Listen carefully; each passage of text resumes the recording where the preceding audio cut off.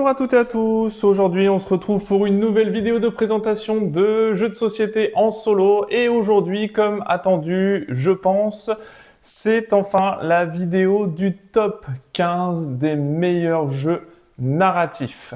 Dans les jeux narratifs j'inclus les jeux de campagne et les jeux à histoire. Je m'explique, pour moi un jeu narratif c'est un jeu sur lequel on peut retrouver de la narration, donc c'est ce qu'on va trouver dans les jeux de campagne, avec des livrets de campagne et de scénarios bien prédéterminés, et on a également, pour moi en tout cas, des jeux où on va retrouver tout un synopsis, toute une mission scénarisée autour d'une partie tout simplement, ou alors en cours de jeu on peut avoir des cartes narratives, évolutives, en fonction des parties qu'on va faire, et pour moi tout ça, ça apporte de la narration. À partir du moment où je vis l'histoire pendant le jeu de société, et qu'il y a une narration, eh bien pour moi c'est un jeu narratif. Dans ce top 15, que vous soyez débutant, initié ou expert, il y en aura pour tous les goûts, pour tout le monde. Donc, pas de panique, si vous êtes débutant ou expert, vous trouverez votre compte, je pense, dans ce top 15. Sans plus attendre, on va commencer parce qu'il va y avoir un petit peu quand même de temps par rapport à cette vidéo, puisque ce sont des gros jeux narratifs et du coup, voilà, je vais expliquer un petit peu plus dans le détail. Voilà, on est parti tout de suite avec le top 15, c'est Lands of Galzyr. Donc Lands of Galzyr, c'est un jeu d'aventure sur un monde complètement ouvert pour 1 à 4 joueurs initialement, où en fait, ce jeu-là, il y a eu des soucis à la sortie. À la sortie du jeu, il y a eu des soucis de traduction par tout tomatose. Il y a eu pas mal de soucis de traduction sur la version française au moment de sa sortie. À l'heure actuelle, en 2025, décembre 2025, à l'heure où je vous parle, les correctifs sont tombés, donc ils ont été intégrés aux nouvelles boîtes. Et la narration est également présente via un site web, internet, consultable uniquement en ligne. Voilà, il ne faut pas être hors ligne de mémoire sur celui-là.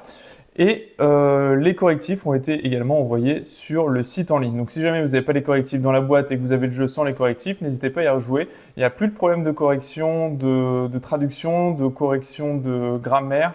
Là, tout a été fait, donc on peut profiter pleinement du jeu. Voilà, c'était le petit aparté avant que vous me tombiez dessus sur les commentaires, qui étaient justifiés d'ailleurs à la sortie. Donc, dans ce jeu-là, on va retrouver donc un tableau de réussite ici. On va incarner des petits personnages, ici, des figurines d'aventuriers. Donc on a 4 figurines différentes avec des petits jetons. Ici, c'est le livret d'aventure. Donc pareil, très bien illustré, très bien fait. Une quinzaine de pages, 15 pages, voilà, avec derrière l'iconographie complète du jeu. Donc ça, c'est plutôt bien fait, plutôt bien fichu. Donc ça, si vous êtes débutant dans le jeu narratif, clairement, vous pouvez y aller. Parce que déjà, on ne peut pas mourir. Donc voilà, c'est vraiment une aventure qu'on vit pour l'aventure, pour la narration. Voilà, c'est vraiment un jeu sur lequel on va vivre des choses, des aventures avec notre personnage. On va avoir des capacités, des caractéristiques via un tableau de personnages. On va avoir l'histoire de Galzyr ici. Le document est très bien fait, très joli, je trouve. Le petit document un peu à l'ancienne. Donc là, on a l'histoire de Galzyr, de ses villes, tout simplement, du jeu. Et ensuite, on va avoir un grand plateau. Pareil, je vous invite à retrouver ma vidéo également, puisque celui-ci, j'ai pas fait tous les jeux que je vais vous présenter en vidéo, mais ça va venir, rassurez-vous, comme la précédente vidéo, ça va venir. Mais pour l'instant, j'essaie de faire une vidéo par semaine, donc ça prend un petit peu de temps. Tous les vendredis soirs, 18 h, une nouvelle vidéo de jeu en solo. Voilà. Et donc du coup, on a un immense plateau de jeu comme ça, et on va pouvoir, avec des cartes, ici il y a des cartes, vous voyez, 9, 8, 12, 11, 10... On va pouvoir mettre des cartes sur le plateau avec des villages. Et en fonction des actions qu'on va mener, eh bien, on va avoir la possibilité de retourner les cartes, etc. Donc les actions, elles sont simples. Elles sont sur notre tableau d'action. En fonction des couleurs qu'on a sur le plateau, on va lancer plus ou moins de dés. On va récupérer des petites pattes ici qui vont nous servir dans le jeu un petit peu plus tard. On va récupérer des objets et voilà tout simplement notre fiche personnage. À partir de ça, on va avoir possibilité de lancer des dés de combat, de lancer des dés de test, puisque chaque couleur correspond à un test particulier. Donc nos personnages, évidemment, eux, en fonction des personnages, eh bien, ils vont avoir des compétences particulières en combat, en agilité, en connaissance, etc. Voilà, donc chaque personnage aura des compétences particulières différentes. Donc là, vous voyez, hop, Keridai n'aura pas les mêmes compétences que Isala. Donc voilà, tout ça, ils auront des compétences différentes en fonction de ce qu'ils ont. Et on va résoudre des tests, des choses. Là, par exemple, vous voyez, hop, le type de carte qu'on peut obtenir. Donc, on va avoir, alors ça, ce sont des cartes horloges, mais est-ce qu'on va avoir des cartes chapitres ici? Hop. Oui, voilà. Donc, typiquement, on peut avoir ce genre de carte-là sur voilà, l'emplacement numéro 7. Voilà. Donc, on va chercher l'emplacement numéro 7. C'est ici. Voilà. Donc, on sait que cette carte-là, elle va aller ici. Et au fur et à mesure du jeu, eh bien, le jeu va évoluer et on va pouvoir interagir avec les points d'intérêt ici. Soit on peut aller au marché et lire l'entrée 15, soit on va aller au théâtre et lire l'entrée numéro 16. Donc, à partir de ce moment-là, on ira sur la tablette et on ira récupérer l'entrée numéro 16. Donc les modifications les modifications qui ont été apportées au jeu sont des modifications de cartes. Les correctifs, ils sont dans les cartes, mais vous pouvez les retrouver, l'ensemble des correctifs, sur le site. Ça a été publié directement. Donc voilà le type de carte. Donc on récupère une carte, on interagit avec directement, et ensuite on nous dit de placer dans la défausse, etc., etc. Et donc, en fonction des rencontres qu'on va faire, des personnages qu'on va rencontrer, donc on va faire des rencontres amicales, on va faire des rencontres moins amicales avec des combats, et en fonction des résultats, l'application, la tablette va nous demander combien de résultats on a réussi à faire sur chaque lancer de dés, et il va s'en découler une information différente en fonction du résultat qu'on va faire. Et c'est comme ça qu'on va faire progresser l'histoire en fonction du nombre de jours. Donc on va nous dire à chaque fois, après chaque sauvegarde de semaine, puisqu'on va vivre généralement une semaine, 10 jours en solo. Et quand on aura fini ça, on va nous demander de sauvegarder notre partie. Et à partir de ce moment-là, on va nous autoriser une nouvelle mise en place avec des cartes qui vont être modifiées, des quêtes qui vont être modifiées aussi en fonction de ce qu'on va avoir en mots-clés.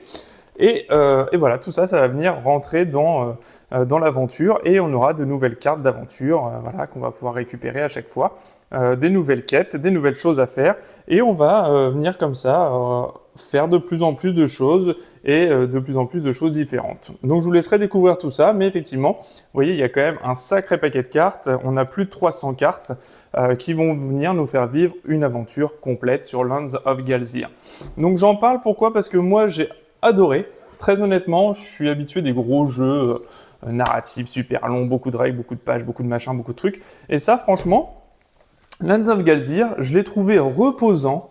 J'ai trouvé que c'était sympa. Les illustrations, c'est coloré, c'est cartoon, c'est dessin animé. On vit des aventures sympas. Il n'y a pas d'hyper violence. Il y a des combats, mais c'est pas hyper violent non plus. Mais voilà, en tout cas, c'est sympa. On se prend pas la tête. On peut pas mourir. Il peut que nous arriver des choses négatives ou positives, mais on n'a pas de point de vie dans le jeu là. C'est vraiment un jeu pour se détendre et pour tous ceux qui ont envie de vivre une aventure sans se prendre la tête, sans la frustration de ton personnage qui va mourir. Tout ça, c'est oublié avec Lands of Galzir. Un peu comme Trollvang Legend que j'ai mis sur ma table de jeu à l'heure actuelle. Je suis en train de faire la campagne. C'est pareil, Trollvang Legend, on peut pas mourir. Alors, on peut mourir, mais en fait, on va revivre à chaque fois. Et dans le texte principal, c'est indiqué que voilà, les auteurs du jeu ont voulu vraiment que vous preniez plaisir à jouer le jeu sans frustration et vraiment vivre l'aventure telle qu'elle. Donc, on est plus dans le jeu où on est le héros, mais en mode histoire, quoi. Voilà, sans risque de mourir dans ce jeu-là. Voilà, donc Lands of Galzir, très bon jeu. Si vous débutez les jeux narratifs, là on est en plein dedans, on a de la narration en permanence, on a des choses qui vont arriver. On a vraiment un petit peu de tout dans ce jeu-là et c'est super sympa, on peut pas mourir, pas de frustration. Donc si vous aimez les jeux par contre de challenge, celui-là clairement il n'est pas fait pour vous parce que vous ne pouvez pas mourir encore une fois. Voilà. Allez, on le met de côté, Lands of Galzir, et on va passer tout de suite au 14e titre du top 15.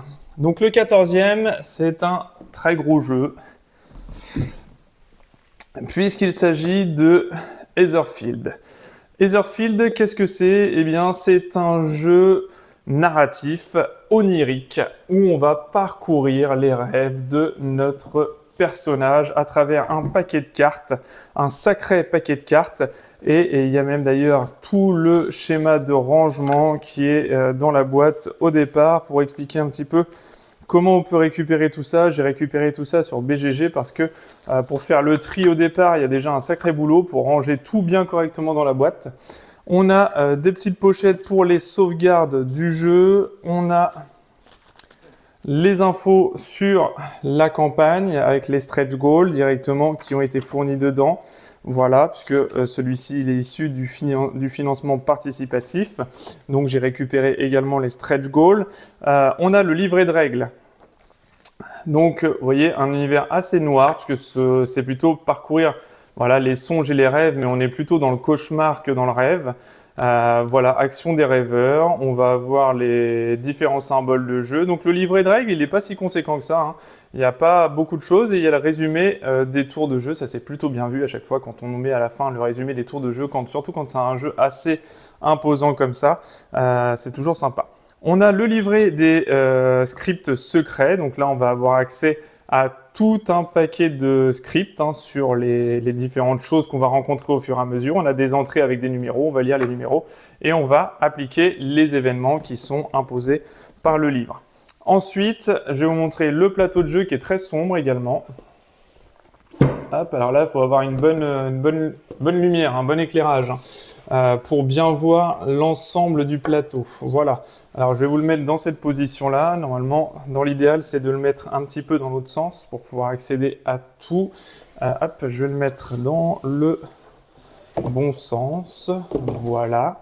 Hop, on est dans le bon sens. Voilà. Donc là, on a accès à quasiment l'intégralité du plateau. Donc sur ce plateau-là, en fait, on va mettre plusieurs choses. On va avoir des fiches lieux, des fiches compétences, des ordres du tour, des événements. On va avoir tout ça qui va venir se positionner sur le plateau. Mais encore une fois, les objets qu'on va trouver, les choses qu'on va trouver, etc. Et ici, le parcours qui va s'étendre devant nous, les songes qu'on va parcourir, les rêves qu'on va parcourir sur le côté gauche. Donc vous voyez, les illustrations, tout ça, c'est assez sombre. Donc un bon éclairage et être bien réveillé pour y jouer, justement. Parce que voilà, c'est quelque chose qui va demander quand même un petit peu d'investissement en temps de jeu et en narration. Il y a pas mal de narration, il y a pas mal de choses qui viennent dans le jeu pour nous expliquer un petit peu ce qui se passe et il faut bien suivre toute la narration. Donc là, ce sont toutes les figures narratives qu'on va pouvoir retrouver dans le jeu. Ici, ce sont les différents plateaux joueurs, hop, qu'on va avoir directement avec le paquet de défauts, puisque c'est un jeu de cartes. Hop, je ne sais pas si je l'ai dit, mais c'est un jeu de cartes. Et donc, on va avoir tout ce paquet de cartes, tout ce paquet de cartes ici, les rêves, les paquets secrets, les mains de cartes, voilà, tout ce qui va faire la narration. Hop, je vais vous prendre un petit paquet de cartes pour vous montrer un petit peu.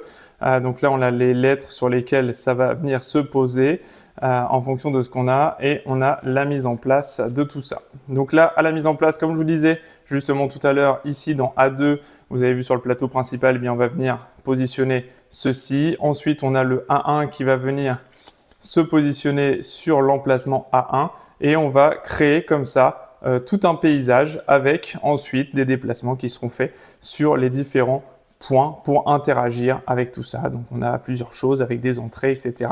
Donc là, c'est le livre des secrets, mais les entrées secrètes, mais on aura la même chose sur les options narratives standards. Donc voilà les illustrations qu'on peut avoir tout au long du jeu, voilà, sans trop vous spoiler, mais c'est juste pour vous montrer un petit peu ce quoi vous pouvez attendre de ce jeu-là. Donc voilà, tout un parcours de rêve, d'aventure, de narration, tout ça c'est mélangé là-dedans et voilà, il y a vraiment une grosse, enfin pas une grosse rejouabilité, mais vraiment beaucoup de scénarios, beaucoup de choses à découvrir, beaucoup de choses à voir. Alors évidemment, comme toute production signée par Awoken Realms, on a le droit à une flopée de miniatures et de figurines. assez détaillée que j'ai pas peinte. Hein. Je suis pas un expert en peinture. J'avoue que je peins rarement les figurines. Généralement, je mets une sous-couche et puis je mets la petite peinture noire, juste le filtre un peu noir pour faire ressortir les effets des figurines, mais c'est tout. Hein. Ça va pas plus loin.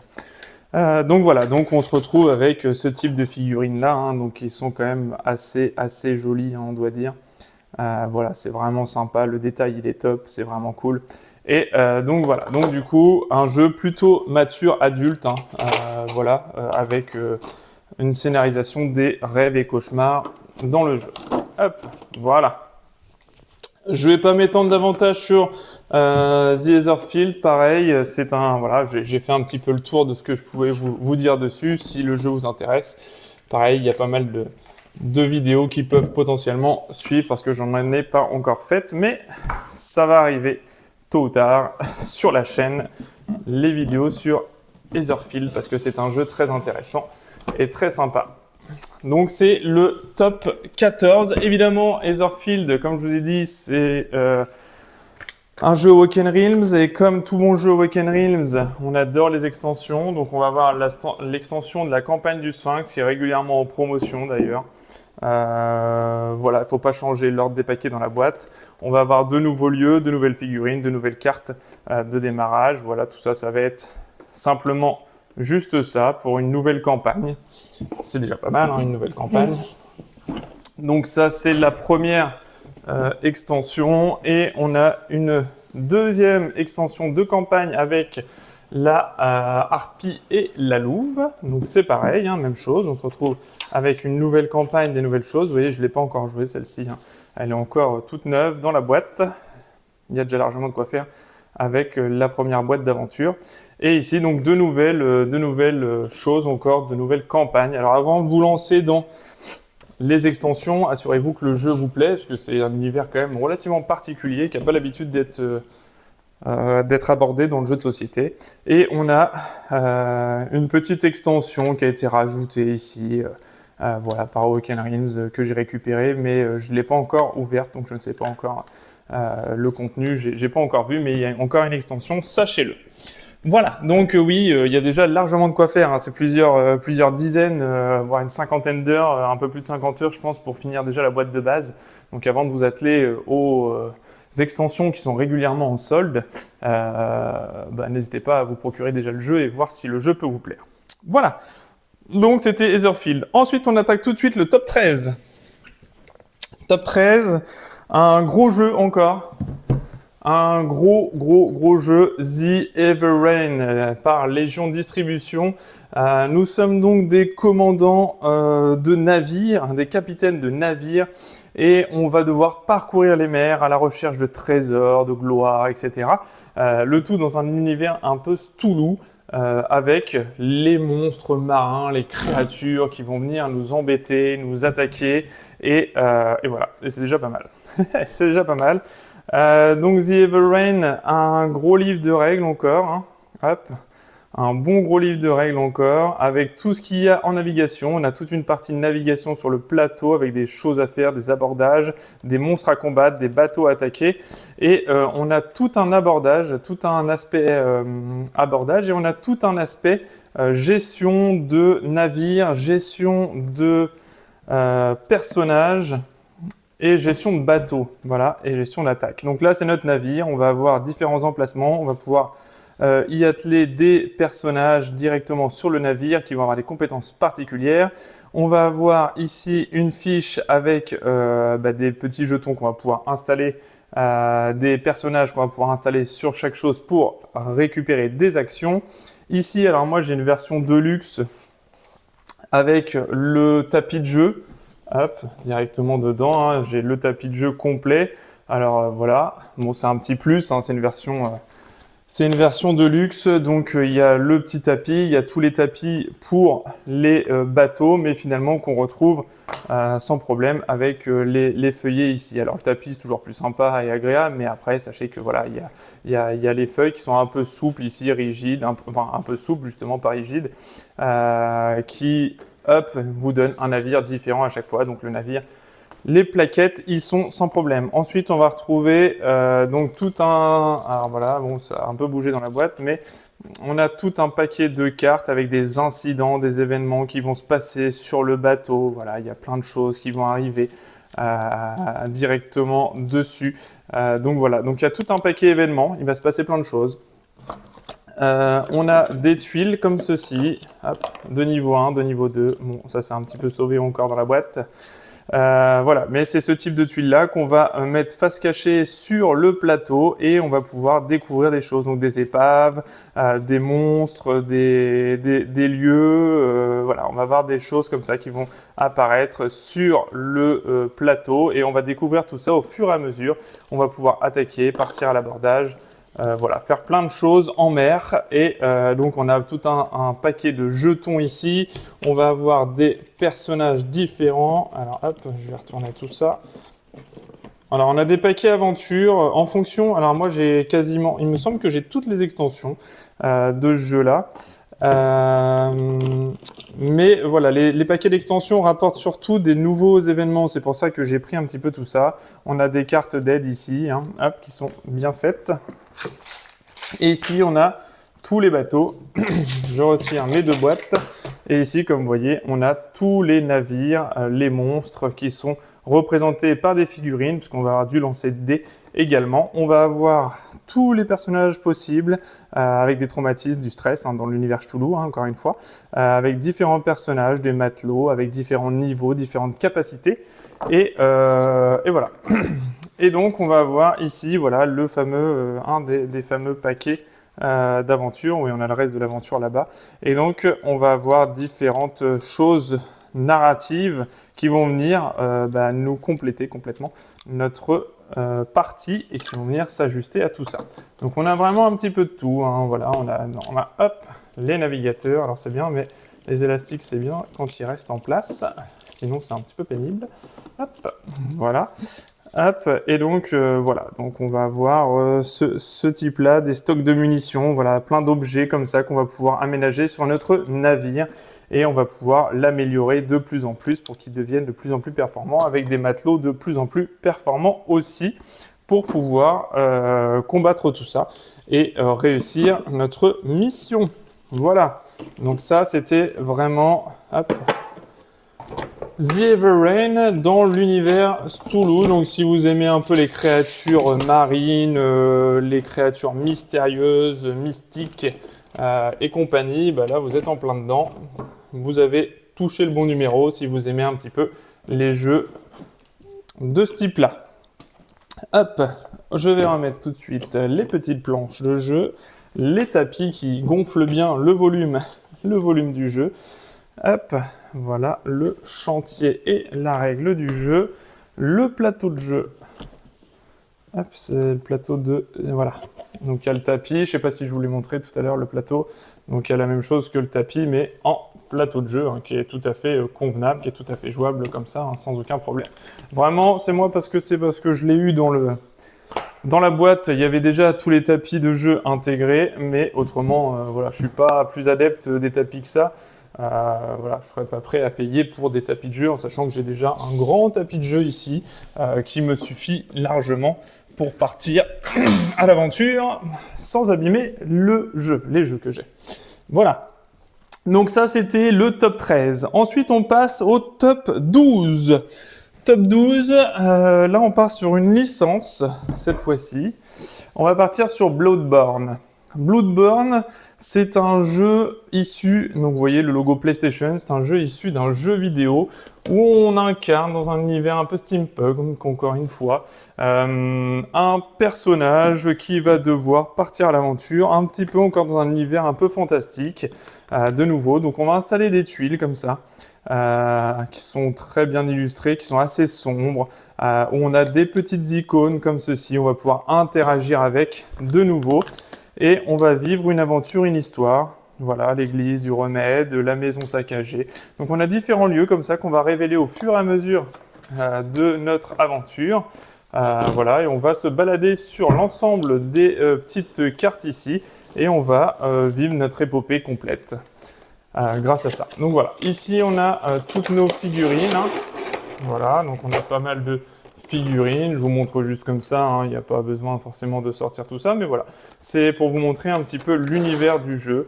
Voilà, un petit peu...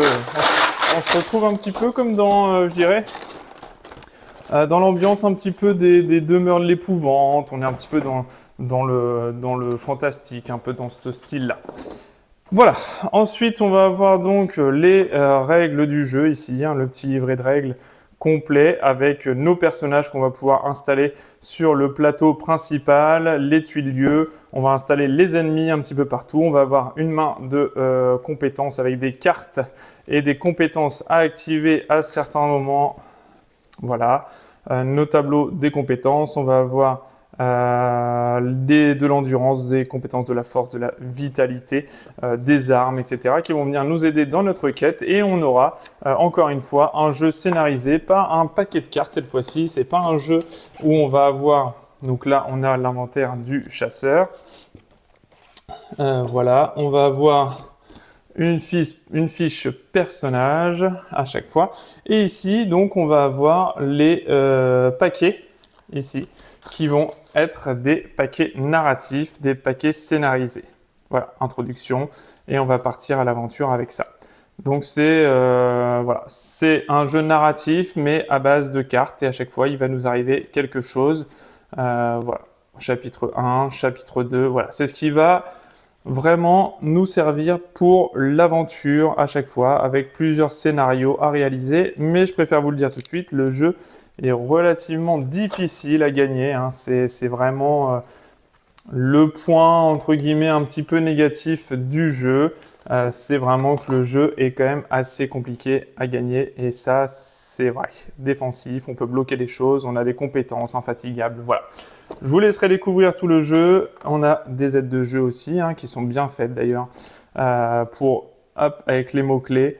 Donc voilà, donc le jeu est plutôt simple, on va dire, dans ses mécanismes. Hein. Il n'y a rien d'insurmontable dans les mécanismes du jeu, mais par contre, voilà, et il faut savoir que c'est un jeu assez difficile en termes de difficulté de niveau de jeu.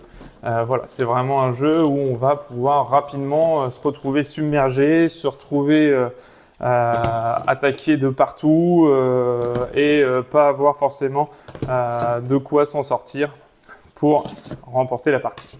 Donc sachez-le, la défaite sur celui-ci sera quelque chose de régulier, de récurrent, et c'est ce qui fait que le jeu est sympa. Voilà aussi parce que avoir des jeux comme ça, on se dit mince, il faut absolument que je m'en sorte. Et quand on gagne justement, bah là on est très content parce que quand on arrive à passer le scénario, bah là à ce moment-là, on se dit qu'on a vraiment fait une belle chose. Ensuite, on va partir sur le top 11. C'est encore un gros jeu. C'est encore un gros jeu narratif et c'est Massive Darkness 2 Hellscape. Massive Darkness 2, donc c'est un dungeon crawler, comme on appelle dans le jargon. C'est un jeu d'aventure qui va se situer dans un donjon à l'aide de cartes et de planches qu'on va mettre un petit peu partout. On va créer notre personnage, un héros. On va avoir des compétences particulières. On va résoudre des tests à base de lancer de dés. Et on va avoir tout un paquet de cartes comme ça, de figurines à la common, hein, comme d'habitude, qui ont également fait du zombicide, etc. Toutes les licences un petit peu comme ça. Et donc voilà, on va être des porteurs de lumière, il va falloir chasser les zones d'ombre, on aura des objectifs à faire, vaincre des ennemis, récupérer des choses, des quêtes, des choses comme ça. Donc on a quand même un livret de règles assez conséquent. On est alors là c'est le livre des quêtes, voilà, on va avoir des quêtes ici, hein, à partir de là, de la page 37, on a un livre de quêtes, et le reste, ce sera les livres de règles, mais voilà, bien illustrés, comme d'habitude, sans problème. Ici, on a le petit schéma de rangement, ici, on a les planches à découper, et ensuite, ici, on a tous les paquets ennemis, les paquets boss, les différentes figurines, ici. Voilà, toutes les figurines à la common, comme d'habitude. Il y en a un sacré paquet. Il y a deux lots de figurines avec des figurines plus ou moins grandes. Et en dessous, on retrouve tous les paquets de cartes héros, les emplacements ici pour les fiches personnages avec les points de vie, les objets, etc., etc.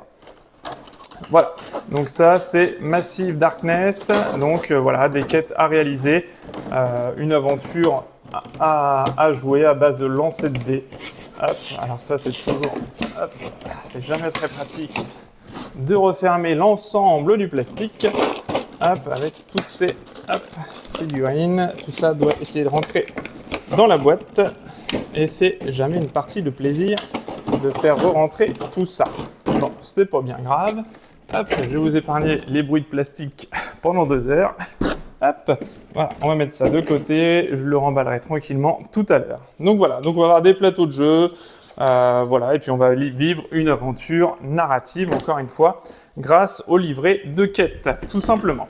Hop, donc le Massive Darkness va venir également avec plusieurs extensions. On a une nouvelle quête que je n'ai pas encore jouée, qui est encore dans l'emballage. Une nouvelle quête, la quête de cristal de lave, qui est disponible. Et on a également une extension ici, Massive Darkness, une extension pour un mode campagne. Donc c'est pareil, je ne l'ai pas encore joué non plus, l'extension avec le mode campagne, mais je vais vous montrer quand même. Voilà, donc on a un livret de campagne de nouveau avec des nouvelles quêtes, des nouveaux scénarios, de nouvelles choses, une nouvelle ville, puisqu'on va pouvoir acheter des choses dans la ville, faire des choses, des nouveaux niveaux pour nos héros, des nouvelles quêtes et des nouveaux monstres. Voilà, ça se cantonne à ça. Ça ne va pas beaucoup plus loin. Hop. Voilà, donc ça c'est Massive Darkness. Et j'avais également, oui, ils ont fait pas mal de boîtes annexes avec des nouveaux ennemis. Donc moi j'ai pris celle-ci qui était à 2-3 € sur une vente privée, pareil. Donc j'ai rajouté une petite boîte d'ennemis. Ça rajoute simplement des cartes ennemies et des figurines ennemies. Voilà, pas de quoi se ruiner pour juste rajouter des ennemis supplémentaires. Voilà, c'est du common. Il y a des boîtes supplémentaires à chaque fois pour des nouveaux types d'ennemis. Dans la boîte principale de base, on a juste le strict minimum et ensuite il y a des extensions en pagaille. Voilà, donc ça c'était pour Massive Darkness. Ensuite, on passe au top 10. C'est un jeu qui est assez récent, finalement. Assez récent, puisqu'il s'agit de la 7e citadelle. La 7e citadelle de Serious Poulp. Donc là, encore une fois, on se retrouve sur un paquet... Hop, un sacré paquet de cartes, un sacré paquet de scénarios, d'aventures à réaliser. Donc la règle du jeu ici pour 7e citadelle, donc si vous connaissiez le 7e continent qui va venir juste après, je vous spoil un petit peu, et bien du coup on se retrouve un petit peu dans le même univers, donc c'est-à-dire qu'on va retourner des cartes, on va partir à l'aventure, sauf que cette fois-ci on est dans l'univers de la 7e citadelle, donc médiévale, un petit peu plus basé sur l'univers un peu médiéval, et on va avoir ici un livret de dialogue, ce qui est inédit dans ce type de jeu. Ensuite, on va avoir des livrets comme ça, de campagne, qu'on va pouvoir remplir au fur et à mesure avec des quêtes, des choses à faire. Et on va pouvoir remplir notre livret de quêtes. Et ensuite, on va avoir des paquets de cartes comme ceci, qui vont nous donner différentes choses, différents scénarios, différentes choses à faire. Donc, on va installer des paquets de cartes sur... devant nous, tout simplement, on va suivre les étapes de mise en place et ensuite, à chaque fois qu'on va découvrir quelque chose, on va la retourner et on va voir ce que ça nous donne comme chose. Donc là, on est épuisé, par exemple. Je ne sais pas si je vais trouver des lieux. On va regarder, parce que normalement, dans les 50 premières, il n'y a pas grand-chose. Voilà. Typiquement, on aura ce type de lieu-là qui sera retourné face visible. On va avoir des actions de déplacement avec nos personnages. On va se déplacer sur la carte et on pourra interagir en fonction des capacités qu'on a. On aura un deck de cartes avec des étoiles et quand on va faire coïncider les étoiles ensemble, eh bien, on aura un nombre de réussites et le nombre de réussites est indiqué par l'étoile. Si on a 0 ou plus, donc là c'est une réussite automatique, on pourra aller regarder la carte 38 et voir ce qui s'y passe pour une action d'observation et ainsi de suite. Donc voilà, on va parcourir la carte comme ça. Au début du scénario, on aura une mission à accomplir. Et cette mission-là, il va falloir l'accomplir. Donc il n'y a pas de données de temps dans ce jeu. Et c'est l'épuisement de notre paquet de cartes qui fera qu'on est épuisé et qu'on ne peut plus continuer l'aventure potentiellement. C'est comme ça que ça va se passer sur 7e citadelle. Et donc, tout se passe à base de cartes, exclusivement à base de cartes, et on aura des petits jetons comme ça qui matérialiseront nos personnages, mais c'est tout. Il n'y aura rien d'autre. Quelques ennemis aussi en statuette, mais c'est absolument tout ce qu'on aura dans 7e citadelle, simplement un méga paquet de cartes. Donc 7e citadelle vient également potentiellement avec son paquet d'extensions, avec tous les scénarios, un nouveau départ.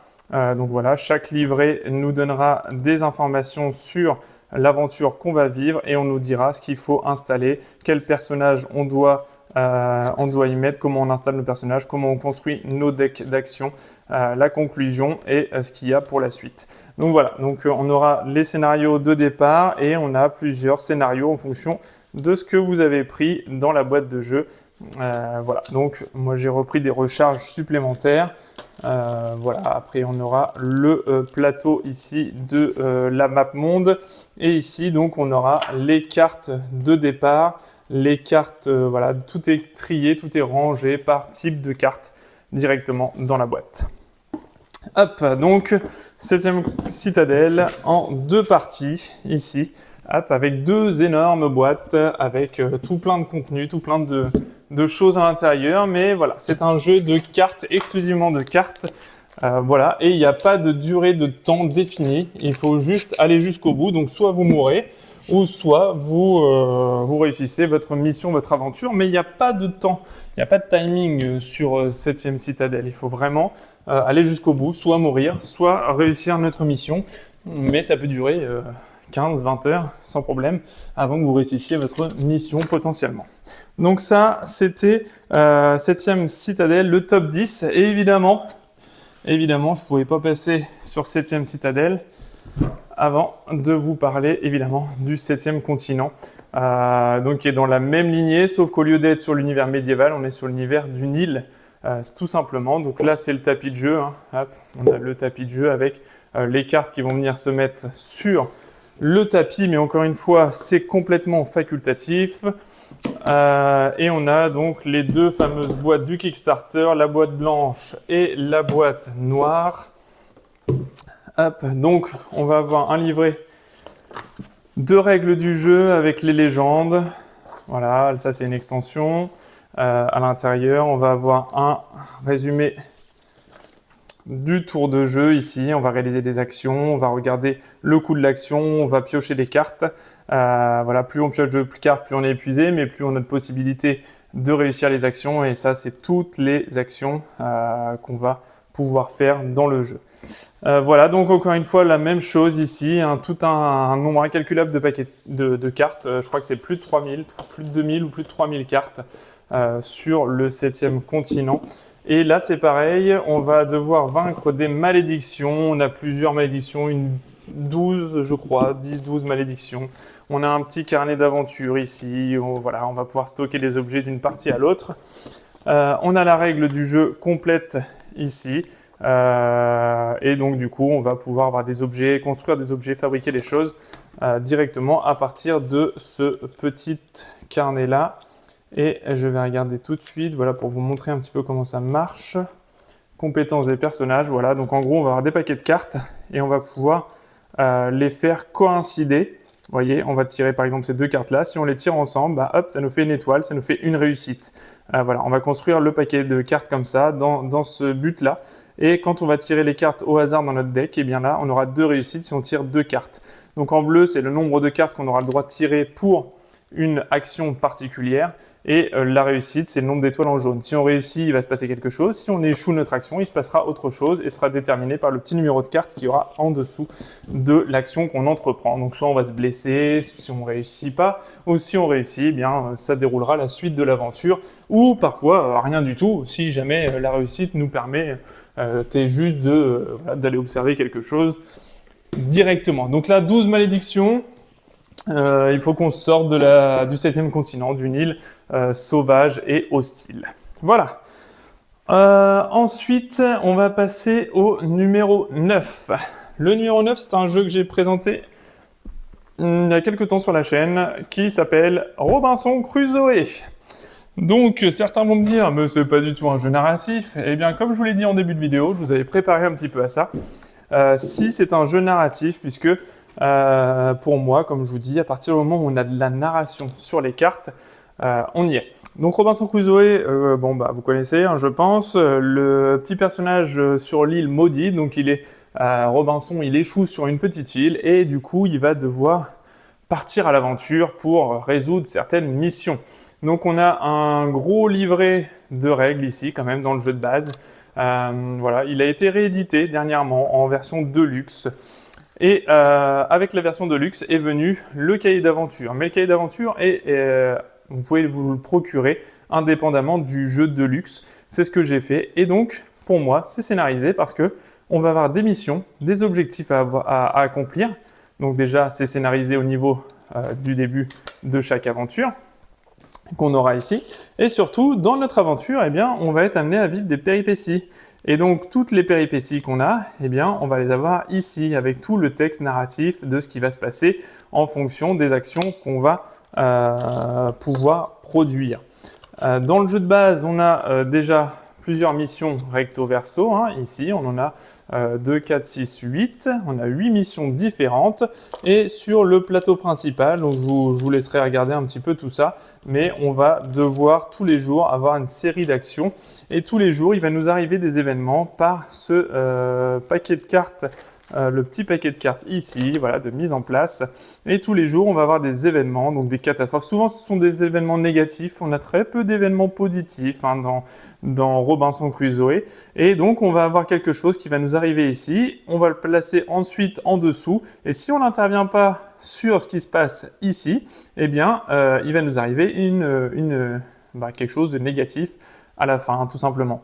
Voilà, donc il va falloir se nourrir tous les jours, il va falloir construire notre abri, il va falloir évoluer dans l'environnement hostile, on va pouvoir partir à la chasse contre les créatures potentiellement sauvages, et voilà, il va falloir qu'on réussisse à faire tout ça dans un laps de temps limité, en sachant qu'on a un nombre d'actions limité, et que nos personnages ont un nombre de points de vie limité. En solo, on joue avec le chien plus vendredi, et voilà, ils vont venir ce seront nos acolytes pour l'ensemble de la partie. Et donc, il y a un sacré paquet de scénarios, donc il y a largement de quoi faire. Et encore une fois, pour plus de détails sur l'aventure et sur les options de jeu, comment ça se joue, les règles du jeu, et si vous voulez en savoir plus sur Robinson Crusoe, je vous invite à aller visionner ma vidéo où j'explique une partie complète.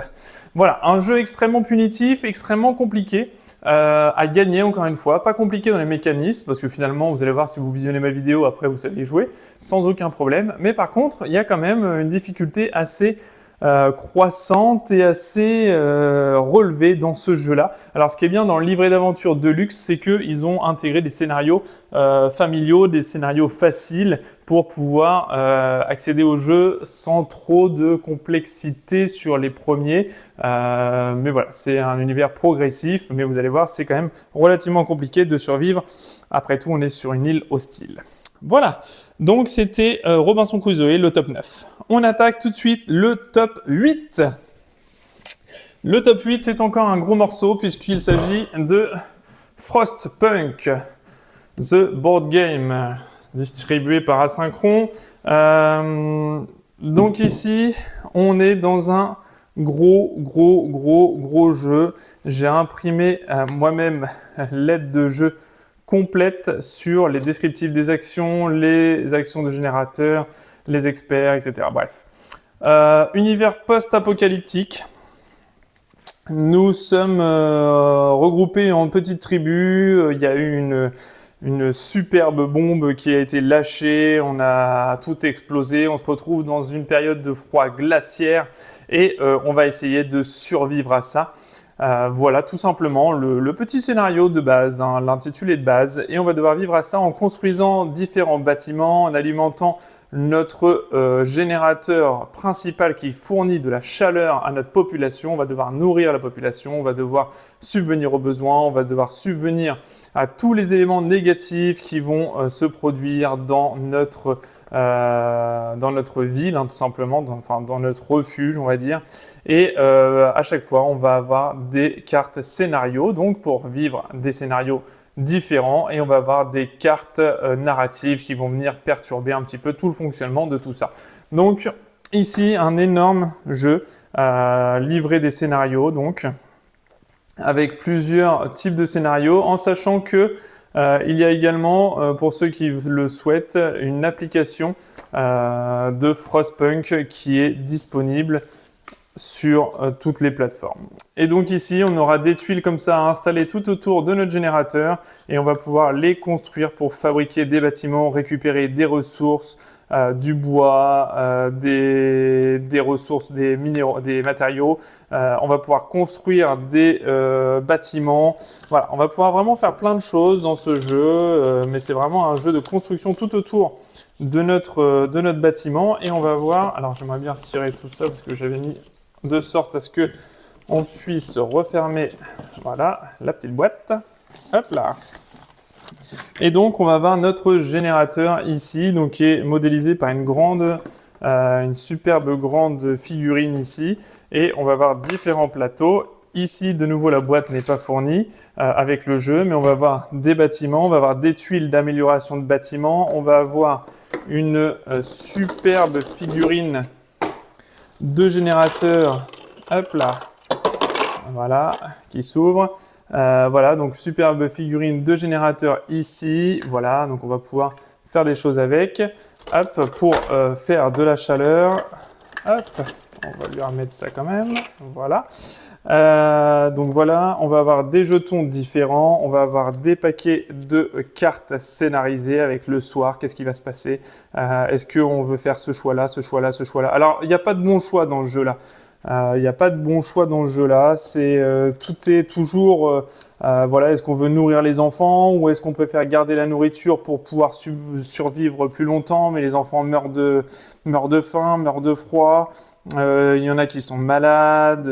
Voilà, est-ce que tant pis, on les laisse. Est-ce qu'on fournit des médicaments? Est-ce que, voilà, c'est toujours des choix. Ce sont toujours des choix qui sont extrêmement compliqués moralement à suivre. Voilà, on a plein de choses, la vertu de l'humanité, bref. Tous les scénarios après sont comme ça, mais on est dans cette lignée-là. Hein. C'est pas du tout un jeu sur lequel on va s'éclater, on va se marrer, on va rigoler. Voilà, c'est difficile, ce sont des choix compliqués, c'est un scénario, à chaque fois c'est un scénario adulte. Voilà, c'est un scénario adulte, donc on aura plusieurs plateaux ici pour nos ressources, pour le moral, pour la température, voilà, les événements, voilà, les plateaux pour nos différentes constructions.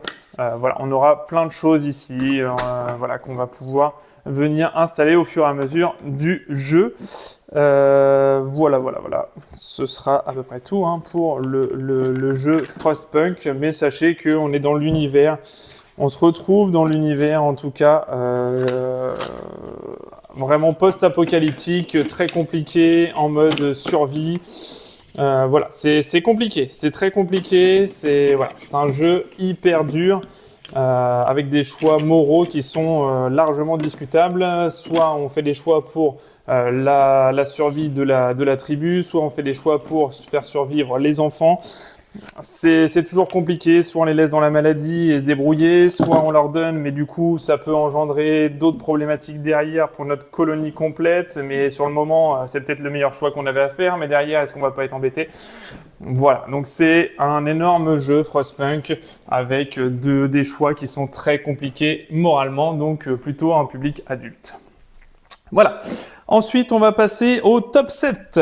Top 7, on va reprendre un petit peu de légèreté sur le top 7 puisqu'il s'agit du jeu Arceus. Arceus, donc chez Ankama Games. Donc c'est on va dire un dungeon crawler encore une fois. Donc on va parcourir des salles.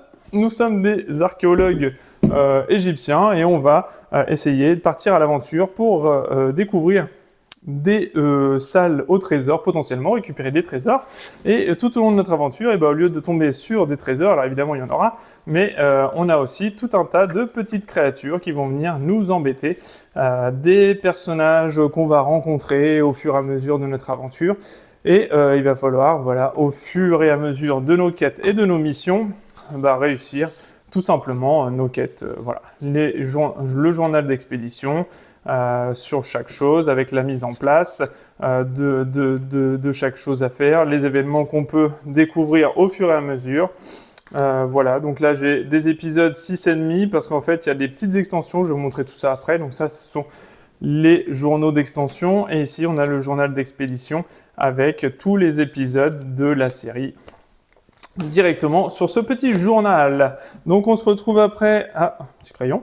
On se retrouve après avec nos personnages. Donc on a des petites fiches personnages comme ça, avec différentes capacités, des points de vie et le tour de jeu qui est rappelé juste en dessous. Donc au niveau des tours de jeu, c'est relativement simple, hein, pas de problème. Voilà le petit crayon de Noël avec sa gomme de Noël, c'est génial.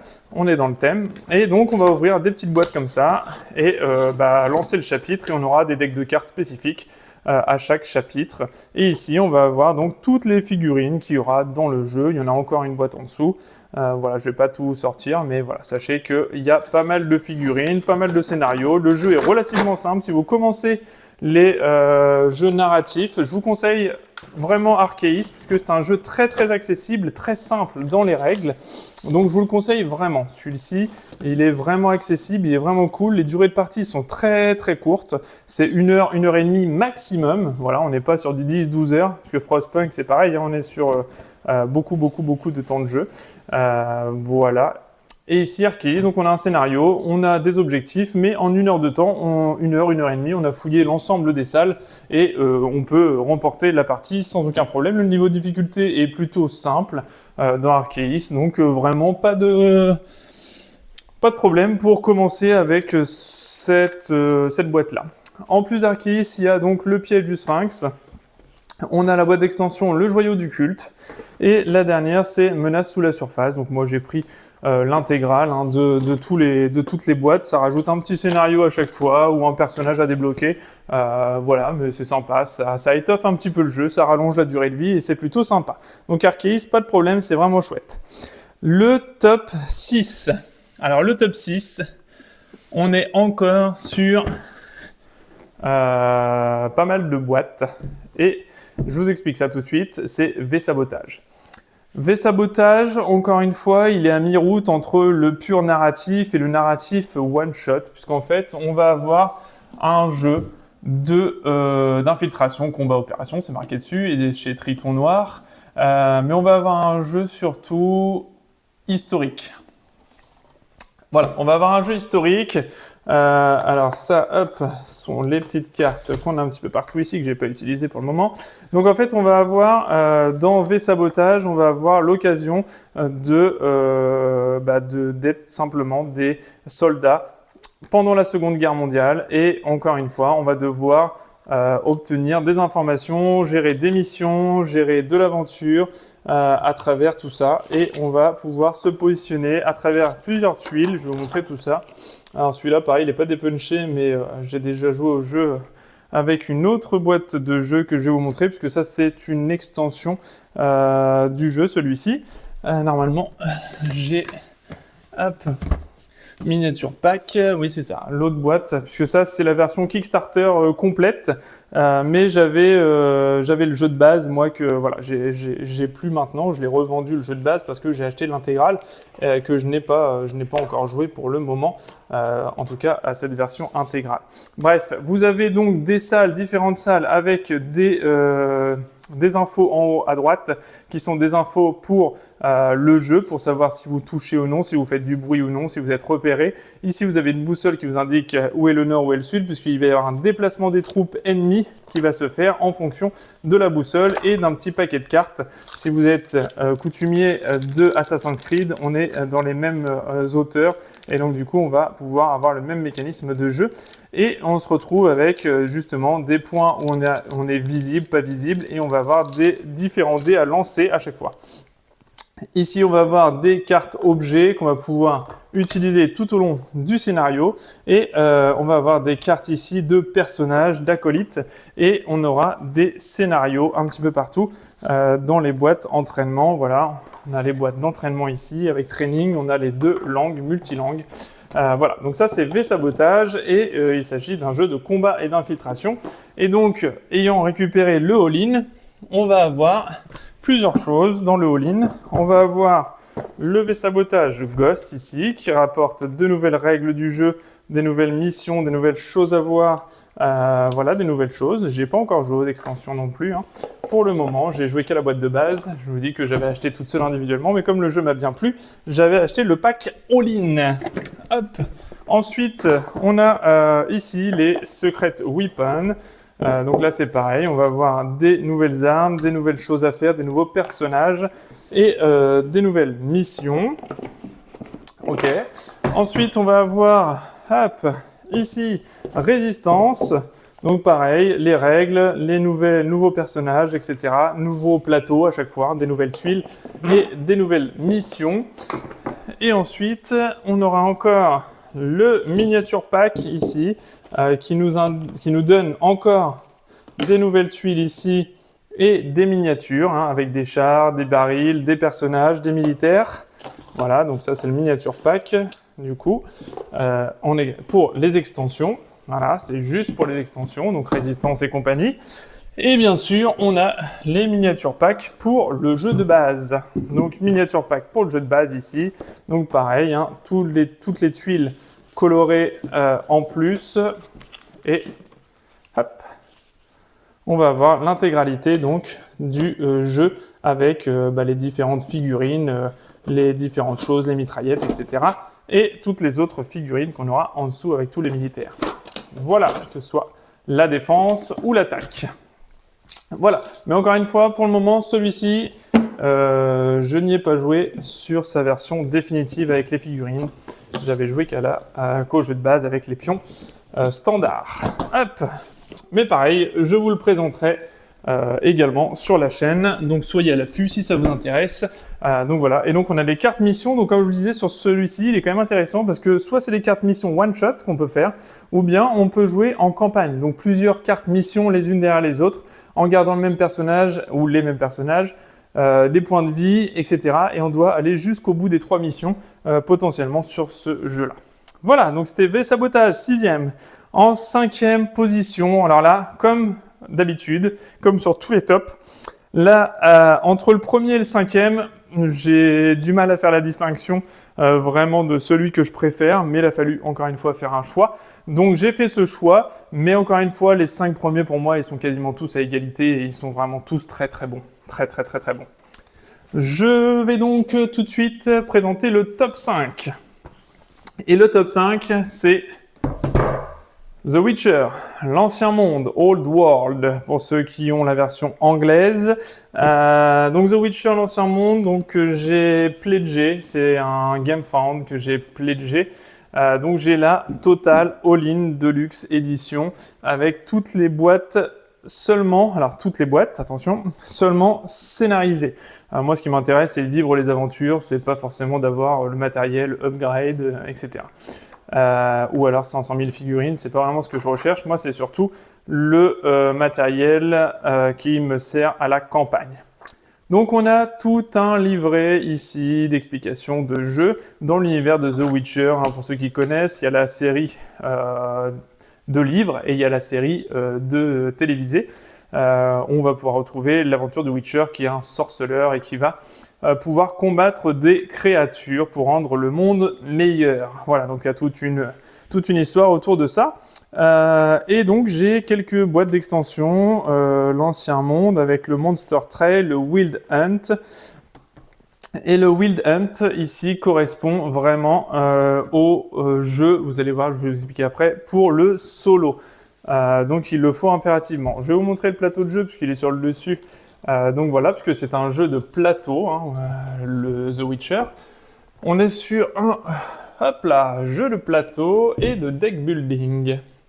Hop, donc ici on va voir la carte du monde, en sachant que sur la gauche ici, il va y avoir une extension, je vous le montre tout de suite, c'est Scalage ici, qui rajoute un plateau sur le côté ici et qui rajoute de la variabilité et de la rejouabilité au plateau, avec des superbes monstres comme ça, tout moche. des nouveaux bateaux et des figurines. On a une possibilité de voyager par bateau et cette extension-là vient se rajouter sur le côté ici. Hop, voilà. On vient de l'ajouter et là on a notre plateau complet. Oui, on la voit. Non, on la voit pas vraiment. Hop, j'arrive. Voilà. Donc on rajoute après le petit côté ici et on a tout un univers pour partir sur 3 nouveaux lieux ici. Et surtout, ça rajoute de nouveaux monstres et ça rajoute de nouvelles histoires, de nouvelles quêtes encore. Voilà, on a tout ça en quête. Voilà, donc nouvelles quêtes, nouvelles histoires et nouveaux monstres à aller combattre éventuellement dans ce secteur-là. Donc voilà, moi j'ai pris le pack qui rajoutait surtout. Pourquoi je l'ai pris cette extension-là? C'est parce que, en fait, comme je vous dis, elle rajoute de la narration, du mode histoire. Et moi, c'est ce que j'aime, vivre des aventures sur un mode histoire. On a des nouvelles histoires également ici qui viennent avec le paquet bateau ici. Et un nouveau type de monstre qui arrive ici. Voilà. Donc ça, c'était pour l'extension Skellige. Une extension Skellige qui rajoute ce petit paquet-là. Ok. Donc ça c'est bon. Ensuite donc on a le plateau principal ici et notre sorceleur, eh bien il va devoir se déplacer un petit peu partout pour aller récupérer potentiellement une de ces capacités là. On va pouvoir récupérer ce qu'il y a en dessous et potentiellement aller accomplir des quêtes et des missions. En solo, alors il n'y a pas de solo dans la boîte de base. Je vous montre les figurines rapidement quand même. Et voilà, tout ça à l'intérieur, ce sont toutes les cartes qu'on va obtenir au fur et à mesure du jeu. Hop, est-ce que j'ai un exemple de carte? Alors, ça va être quoi? Non, ce sont toutes les cartes scénario qu'il y a là. Et ensuite, est-ce que j'ai mis ça ici? Oui, voilà.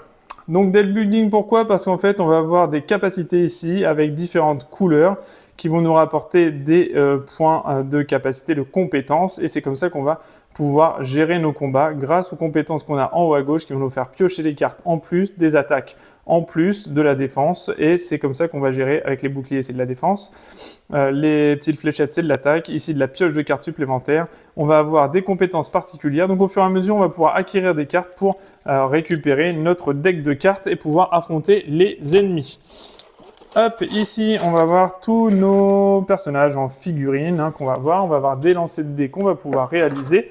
Ici, on va avoir nos plateaux personnages double couche.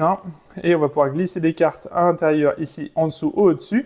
Et on va avoir donc des points de bouclier, des points de compétences qui vont s'améliorer, des pioches de cartes qui vont s'améliorer également. Et donc, comme je vous disais, dans la boîte de base, on n'a pas de mode solo. Alors, vous allez me dire, pourquoi il nous en parle ? S'il n'y a pas de mode solo, on s'en fout.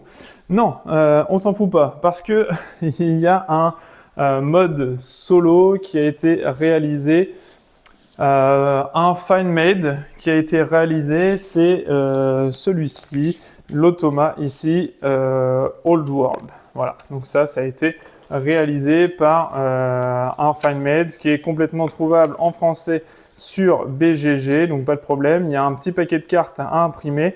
Je ne sais plus où je l'ai mis parce que je joue pas forcément avec celui-ci moi. Mais bref, si vous avez le jeu de base tout seul que vous avez dans le commerce, pas de problème, il y a un mode solo qui est dédié avec un petit paquet de cartes à imprimer éventuellement. Mais il y a de l'impression à faire, ça veut dire imprimer des choses chez vous et donc c'est pas forcément l'idéal. Bref, donc toujours est-il que avec le all-in vient évidemment un mode solo spécifique et je vais vous le présenter juste maintenant, dès à présent. Donc sur le plateau principal, donc oui, on va faire tout ça. Et ici, on va sur la droite, on va affronter des monstres jusqu'à temps d'avoir épuisé la pile de monstres. Donc il y a un petit mode solo qui sert juste à épuiser un certain nombre de monstres, à les combattre au fur et à mesure, mais sans timing, sans tempo. Donc voilà, il y a quand même un mode solo. Je vous ai dit il n'y en a pas, mais oui, il y en a quand même un. Mais c'est simplement un timer et il va falloir éliminer le plus de monstres possible, mais sans pression aucune parce que on n'est pas lié, on n'est pas déterminé par un chrono en particulier. Donc on va pouvoir y aller comme ça, sans problème. Et hop, Je vais remettre ce petit jeton à l'intérieur. Voilà, donc on va pouvoir y aller sans problème, sans gestion de timing. On pourra se balader sur la carte, se upgrader au maximum et après aller tabasser les monstres. Donc forcément, c'était pas un mode super avancé. On va avoir donc cette boîte-là, une boîte d'extension qui va rapporter plein de nouvelles cartes, plein de nouvelles choses et un gros paquet en mode histoire. Voilà, donc ça c'est ce qui va ajouter encore des choses. Donc c'est voilà, des nouvelles choses, des nouvelles quêtes et un nouveau mode histoire. Je ne vois pas de... Non, je suis pas sûr que je les ai imprimés dans cette boîte-là. Bref, ça rajoute surtout de l'histoire encore, cette extension-là. Et enfin, on va avoir le vrai mode solo ici, Legendary Hunt. Et là, on va avoir encore un mode solo ici dédié où on va avoir une mise en place spécifique avec les monstres légendaires et on va pouvoir vraiment y aller en solo et combattre des monstres légendaires ici. Et on a le mode solo ici qui est dédié aux monstres légendaires. Voilà, donc encore de nouvelles cartes, des nouveaux monstres et c'est avec ce mode-là, Legendary Hunt, que vous allez pouvoir vraiment profiter pleinement du mode solo. Voilà, en ce qui concerne les différents paquets, les différents modes. J'aurais bien aimé retrouver le paquet Automa, parce que je l'ai imprimé, je ne sais plus où est-ce que je l'ai mis. Ah, si, il est là. Oui, c'est ça. Voilà, donc hop, pour info, le paquet Automa, il est juste ici. Voilà, donc c'est un fan-made qui a été créé donc, par un joueur. Et donc, on a un paquet Automa ici qui a été créé avec des cartes ici qui simulent complètement un Automa. Donc, je l'ai déjà joué avec le mode Automa. C'est sympa, hein, c'est sympa comme tout. Il y a vraiment quelques cartes à imprimer et on peut jouer contre un adversaire virtuel le long d'une partie en sachant qu'il va falloir combattre des ennemis pour marquer des points de victoire et évidemment, celui qui a plus de points de prestige a gagné à la fin de la partie.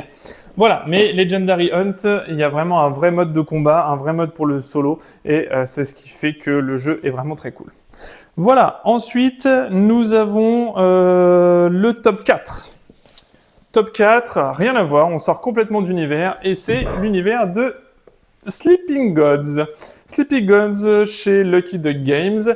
Donc nous sommes des explorateurs, on part à l'aventure, on part sur une île, on part découvrir les océans, les mers avec notre petit bateau et on va pouvoir, donc là on a les cartes potentiellement avec le petit tapis de jeu, je m'en suis pas servi, je vous dirai le long de mon aventure.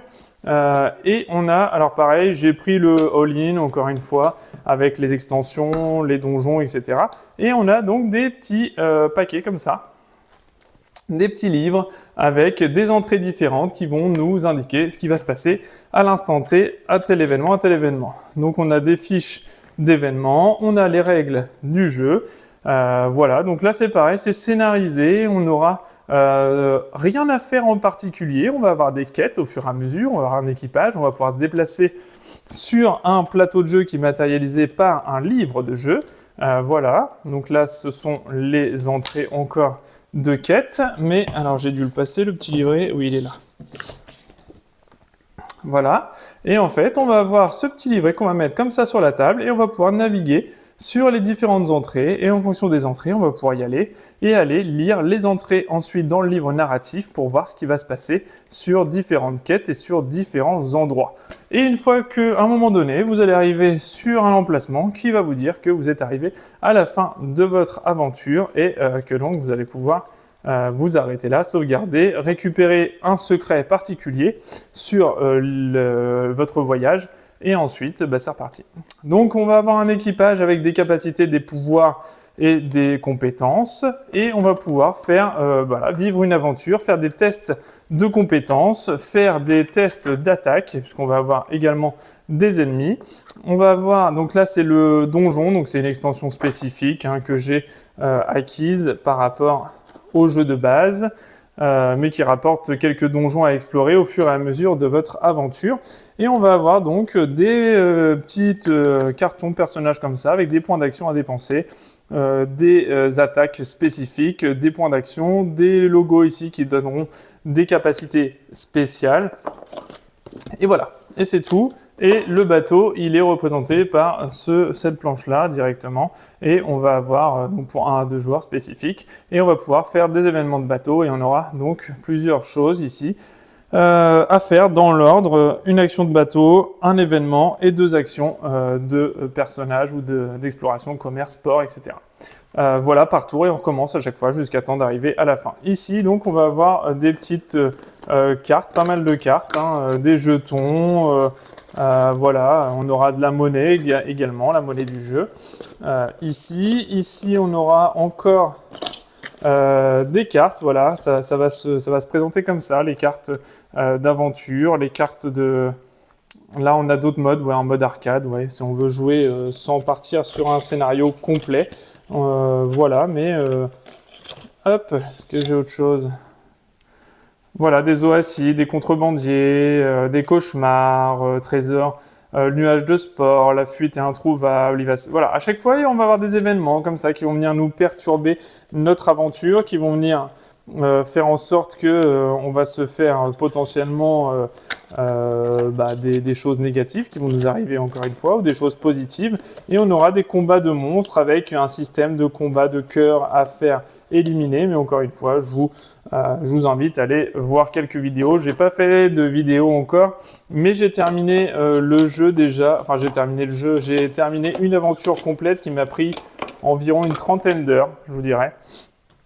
Environ 30 heures donc pour arriver à la fin d'une aventure complète. Voilà, et j'ai juste débloqué donc la première fin de cette aventure en sachant qu'il y a une dizaine, je crois, de fins différentes en fonction des quêtes qu'on va accomplir, des choses qu'on va faire dans le jeu. Et bien on aura des fins différentes, des quêtes différentes. Et il va falloir trouver tous les secrets liés à Sleeping Gods. Et donc ça, c'est pas une mince affaire et il y a largement de quoi faire. C'est extrêmement long en temps de narration et en rejouabilité. Voilà. Ensuite, on va passer sur le top 3. Alors, le top 3, on arrive sur du très lourd, du très gros, du très imposant. Les Chroniques de Drenagor, l'Âge des Ténèbres. Encore une fois, un dungeon crawler. On va partir à l'aventure dans un donjon. La spécificité, c'est qu'on va avoir des points de compétence selon les personnages. On va avoir un jeu de tuiles ici. Hein. Et ce qui est bien fait par contre sur les Chroniques de Drenagor, c'est que on va avoir, bon déjà, on va avoir des livrets des interactions. On va pouvoir avoir des interactions avec les personnages, hein, tout simplement. Hein. On va pouvoir jouer avec des choses et en fonction des choix qu'on va faire, on va pas avoir les mêmes entrées sur les livres narratifs. On va avoir un livret de règles complet ici. Hein. Alors là, c'est un gros livret. Hein. Ça, c'est un très gros jeu. Il y a vraiment beaucoup de choses à lire, beaucoup de choses à voir. Il y a 63 pages de règles. Donc voilà, c'est un jeu costaud, c'est un dungeon crawler. Voilà, le livre d'aventure, assez énorme aussi, avec toutes les entrées, tous les scénarios. Chapitre 9. Alors, je sais plus combien il y a de chapitres en tout. Sur ce jeu-là, mais il y en a un paquet quand même. Voilà, donc c'est le livre des scénarios ici, en sachant qu'il y a des extensions qui sortent un peu partout. Par contre, ce qui est bien fichu, c'est toutes les boîtes de rangement. On va avoir du rangement un petit peu partout. Donc c'est un jeu de tuiles, hein. On va avoir des tuiles qui vont se positionner. Je vais pas tout sortir parce que le jeu est énorme, mais c'est un jeu de tuiles. Il y a des tuiles qui vont se positionner un petit peu comme on avait tout à l'heure sur Massive Darkness. Là, on va avoir des tuiles qui vont se positionner et la spécificité, c'est qu'on va avoir des cubes d'action.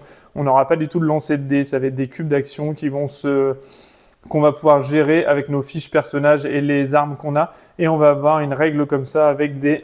Ah bah, ils sont là, les personnages. Justement.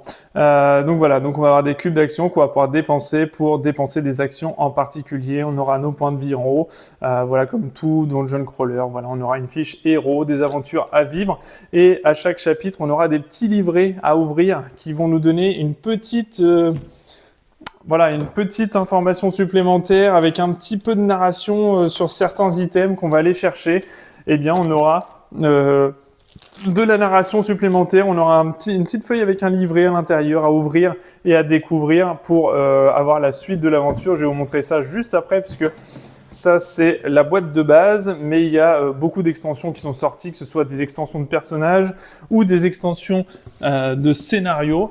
Voilà, et il y a une autre énorme boîte qui va sortir dans quelques temps maintenant, avec une grosse boîte de scénario et voilà, qui est quasiment au prix de la boîte de base. Donc moi j'ai pris uniquement comme d'habitude le pack d'aventure. Et je vais vous montrer un petit peu ce que je vous disais tout à l'heure. Voilà, donc on va avoir des petites choses comme ça ici, où on va pouvoir ouvrir une porte, et hop, en ouvrant la porte, on va voir ce qu'il y a à l'intérieur et ce qui s'y passe. Et du coup, c'est caché, on voit pas les ennemis à l'avance, et ça, c'est plutôt cool. À chaque fois, on va débloquer les choses, et en débloquant les choses, eh bien, on va pouvoir accéder. Voilà, donc il y a des nouveaux monstres qui sont inclus avec ce nouveau chapitre, la disgrâce de Lucanor. Voilà, donc c'est un paquet aventure, et donc à chaque fois, eh bien, là, on n'est pas spoilé, comme dans Gloomhaven, par exemple, où on sait à l'avance exactement ce qu'il y a, à quel endroit et quoi. Là, on ne sait pas. Et donc, j'ai la même chose sur le Royaume des Ombres, donc un autre pack aventure. Et je vous dis, il y a une énorme boîte. Je sais plus ce que c'est, les légendes, je sais pas quoi, ou un truc dans le genre. Et c'est une énorme boîte qui est de la taille de la boîte de base et qui permet de repartir sur une aventure complète de la même durée environ que la boîte de base. Donc, c'est reparti pour une 60aine d'heures. Donc un jeu relativement expert, les Chroniques de Dronnagor, avec beaucoup de règles, beaucoup de choses à gérer, beaucoup de temps à y consacrer encore une fois. Voilà, et tout ça c'est en campagne, donc il faut aller jusqu'au bout de la campagne, encore une fois. Donc Chroniques de Dronnagor. Ensuite, en numéro 2, rien à voir, on sort du Dungeon Crawler pour partir sur du jeu encore très intense, mais que j'adore. This War of Mine. Le jeu de plateau, donc c'est un jeu où nous sommes des civils de guerre et où on va devoir survivre dans notre petite habitation, dans notre camp. Alors là, la boîte est pleine à craquer, vous y fiez pas parce que j'ai toutes les extensions à l'intérieur, sauf une, il me semble, puisque il y a Mémoire de la cité en ruine qui est sortie et que j'ai inclus au plateau, et j'ai également en état de siège. Je me demande si on n'a pas une troisième, je sais plus si on a 2 ou 3, enfin bref, j'ai l'intégrale de toute façon. Donc voilà, on va se retrouver avec un plateau comme ça, un immense plateau de jeu. Et en fait, ici, on va avoir des décombres, des cartes décombres. Alors, je sais pas si je les ai ici, mais on va voir des cartes décombres, des cartes événements. On va avoir beaucoup de choses. Je les trouve pas là actuellement. Alors après, c'est peut-être dans l'autre boîte. Hop, donc il y a tout de suite, je vous spoil un petit peu. Donc, en état de siège. Donc les aides de jeu, oui c'est ça. Alors moi j'ai imprimé en 3D, pareil ça n'existe pas ça, mais pour mettre les fiches personnages et les états, parce qu'on va avoir différents états avec nos personnages. On va commencer avec un certain nombre de personnages en début de partie. On va avoir un journal ici de scénario, enfin de comment jouer au jeu, le petit journal pour suivre étape par étape la journée. Et ici on aura le livre de script avec tous nos choix à faire, et donc on a un énorme livre de script ici avec les choix qu'on peut faire au fur et à mesure, puisqu'on va devoir sortir, on va devoir faire des rencontres, et dans les extensions on va avoir des enveloppes scellées à récupérer, des nouveaux plateaux de jeu, des nouvelles missions, puisque c'est une... Hop, on a tout un tas de missions ici qui sont induites par des nouvelles choses, des nouvelles mises en place, du sang dans la neige. Voilà, entre amis, tout ça, ça fait partie des extensions. Donc, je ne vous en parle pas plus que ça. Savoir qu'il y a un nouveau plateau ici, qui est un monde souterrain, en gros, et on va pouvoir se balader un petit peu dans la ville comme ça. Hop, avec évidemment pour chaque extension, journaux de guerre, voilà, de nouvelles entrées, de nouvelles choses qu'on va pouvoir vivre à travers cette aventure-là.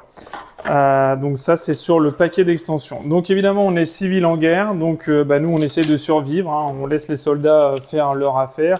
Nous, on est juste civil, justement, on n'a pas de possibilité de combattre, entre guillemets, à armes égales avec les militaires. Donc on va se contenter de survivre et d'essayer de finir la guerre en étant vivant, ce qui est quelque chose d'extrêmement compliqué. Donc on va avoir des figurines comme ceci, et en fait ce seront nos personnages. Nos personnages, on va pouvoir leur faire plusieurs actions. On va pouvoir soit désencombrer les ruines qui vont être tombées ici. On a des gravats un petit peu partout. Il va nous falloir des objets pour pouvoir retirer des gravats. Donc les objets sont dans ces petites boîtes-ci. On va avoir les récoltes d'eau qui sont matérialisées par les pastilles. On va avoir des ressources. Et surtout, on va avoir des événements qui vont arriver après chaque tour sur les événements. Les objectifs ici, les visiteurs ce sont les personnages qu'on pourra potentiellement récupérer. Et ici, eh bien, c'est tout ce qu'on va pouvoir récolter, puisque à la fin de notre journée, une fois qu'on aura fini notre phase de journée, on va passer à une phase d'exploration en soirée. Et on pourra explorer des lieux ici pour récupérer des trouvailles, de la nourriture, de l'alcool, des légumes, des pièces d'armes, etc. Et on va pouvoir construire des bâtiments ici, enfin des bâtiments, des pièces spécifiques pour nous réchauffer, pour créer de la chaleur, pour créer, voilà, parce qu'on n'a pas de chauffage, il va nous arriver le froid de l'hiver. Donc on va pouvoir avoir des paquets spécifiques pour créer voilà, des paquets de lieux, hop, comme ici. Voilà, ça c'est quand on part justement à l'aventure ici, eh bien on peut partir et essayer de récupérer ici par exemple de l'alcool ou des bijoux. On sait qu'il y a ça ou ça. À la fin de l'exploration, on va lire une carte narrative, on va voir ce qu'il y a. Voilà, et donc c'est tout ça, on va avoir tout un tas de lieux qui vont nous rapporter des choses, on va pouvoir ramener un certain nombre parce qu'on a un poids limité sur les objets, donc on peut pas ramener autant d'objets qu'on le souhaite.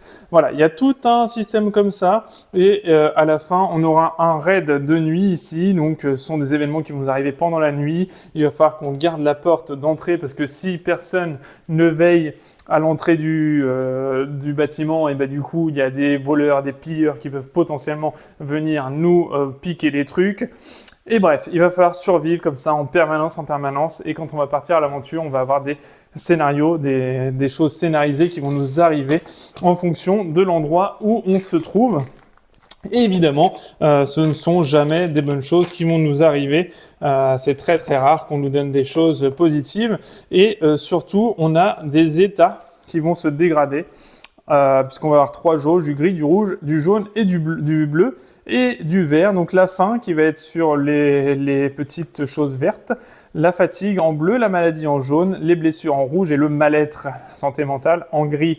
Et donc il va falloir jongler avec tout ça. Et dès qu'on aura 3 petits points noirs sur un des items, eh bien, on perdra notre personnage. Soit il va devenir fou, soit il va mourir, soit il va mourir de maladie, soit il va mourir d'épuisement, soit il va mourir de faim, mais il va mourir de quelque chose. Voilà, il aura forcément quelque chose. Voilà, je vous en dis pas beaucoup plus encore une fois. Sur le jeu, sachez juste que c'est un excellent jeu de survie, voilà, en milieu hostile, pendant la guerre.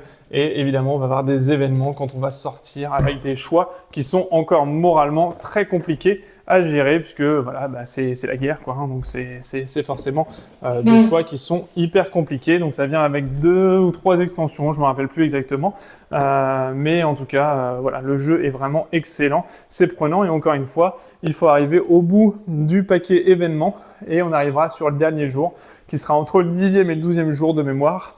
Et à partir de ce moment-là, eh bien, on aura une carte qui dira c'est la fin de la guerre. Et là, on a remporté la partie si on a encore au moins un personnage vivant. Ce qui n'est pas forcément évident. Voilà. Donc c'est un jeu où vous allez beaucoup perdre, mais qui va demander également un certain temps, puisque 12 jours, c'est à peu près 1 heure par journée, environ 45 minutes, 1 heure par journée. Donc 12 jours, c'est environ 12 heures de jeu. Hein. Entre 10 et 12 heures de jeu pour une partie complète, mais généralement, vous allez probablement mourir avant, donc pas de problème, ça sera un peu plus court. Voilà, et donc il faudra résoudre les scénarios, autrement, voilà, il y aura des scénarios spécifiques à résoudre, des choses à faire. Voilà, j'en dis pas beaucoup plus, pareil, je ferai une vidéo sur This War of Mine. Et enfin, le top 1 des jeux narratifs. Eh bien, le top 1, pour moi, en tout cas, eh bien voilà, c'est Tainted Grail, la chute d'Avalon. Le top 1, pourquoi? Parce que c'est un jeu d'aventure, héroïque, fantasy, donc tout ce que j'adore, mes lectures sur mes bouquins, je lis beaucoup de choses comme ça, héroïque fantasy ou du polar, mais bon là on n'y est pas dedans, mais on est dans l'héroïque fantasy, on y est pleinement, donc ça c'est vraiment chouette.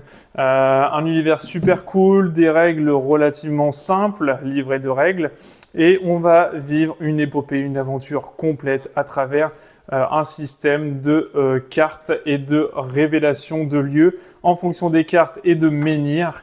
Et donc du coup, on va récupérer tout ça.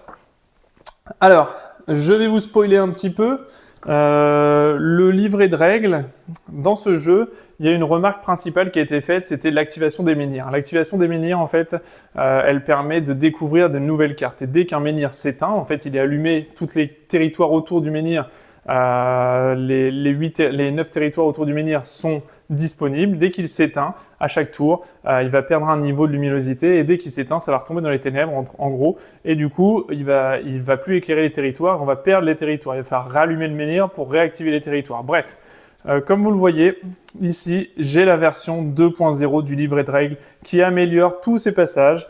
Et, je vais vous spoiler direct. J'ai reçu le pack de mise à jour 2.0. Donc, qui dit pack de mise à jour 2.0 dit évidemment le Tainted Grail, roi de la ruine, que je viens de recevoir. Je l'ai reçu hier et du coup, je vais vous en parler un petit peu plus tard. Mais en tout cas, sachez qu'il y a un kit de mise à jour. Alors, il a été disponible pendant le Game Fund de Kings of Ruin, le roi de la ruine, qui était en Game Fund. Voilà, en financement participatif. Bref, je vais vous en parler un petit peu plus tard tout à l'heure. Mais en tout cas, il y a eu le pack d'upgrade et une version revisitée, améliorée pour éviter les contraintes liées au menhir, les contraintes liées à la nourriture. Enfin bref, il y a pas mal de choses qui ont été modifiées pour améliorer l'expérience. Et sachez que maintenant, avec les nouvelles règles, vous avez un mode histoire qui est fourni avec le jeu, sur lequel il y a plein de choses que vous n'allez plus du tout vous occuper et vous allez juste vous occuper de vivre l'histoire, l'aventure et après vous ne pourrez pas mourir à proprement parler. Vous serez juste là pour faire des combats et tout ça, participer comme normalement, mais vous aurez plus de moyens de mourir. Donc là, voilà, il y a quand même beaucoup de pages. Hein. Ça, c'est le livre des scénarios. Donc, vous avez vu toutes les entrées qu'il y a. Il y a plus de 700 entrées avec plus de 700 scripts, du coup, sur le livret d'aventure, le journal d'exploration. Donc, comment ça va se passer? Alors ça, oui, c'était les 2 cartes. Si vous avez d'ailleurs qui ont été modifiées sur le jeu de base, mais avec le petit icône ici. Mais si vous avez alors ça doit être le pack promo, mais je l'ai pas. Et ici, c'est 2 cartes, mais je les ai pas trouvées dans le jeu de base. Donc, j'ai pas pu les modifier puisque la boîte 2.0 vient justement corriger tout un paquet de cartes en même temps pour rendre le jeu un petit peu plus simple ou alors modifier les quelques points de règles ou quelques coquilles qu'il y avait potentiellement dans les cartes. Donc ici, en fait, comment ça va se passer, Tainted Grail? Eh bien, on va avoir 2 grandes cartes ici. Alors ça, c'est l'aide de jeu, mais est-ce que je vais avoir une petite carte à vous montrer pour pouvoir vous montrer un petit peu le paquet aventure? Ce serait pas mal. Hop, alors...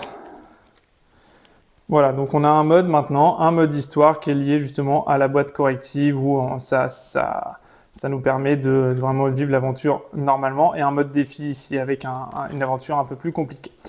Bref, je vous renvoie au livret 2.0 et de toute façon sur le site Awoken Realms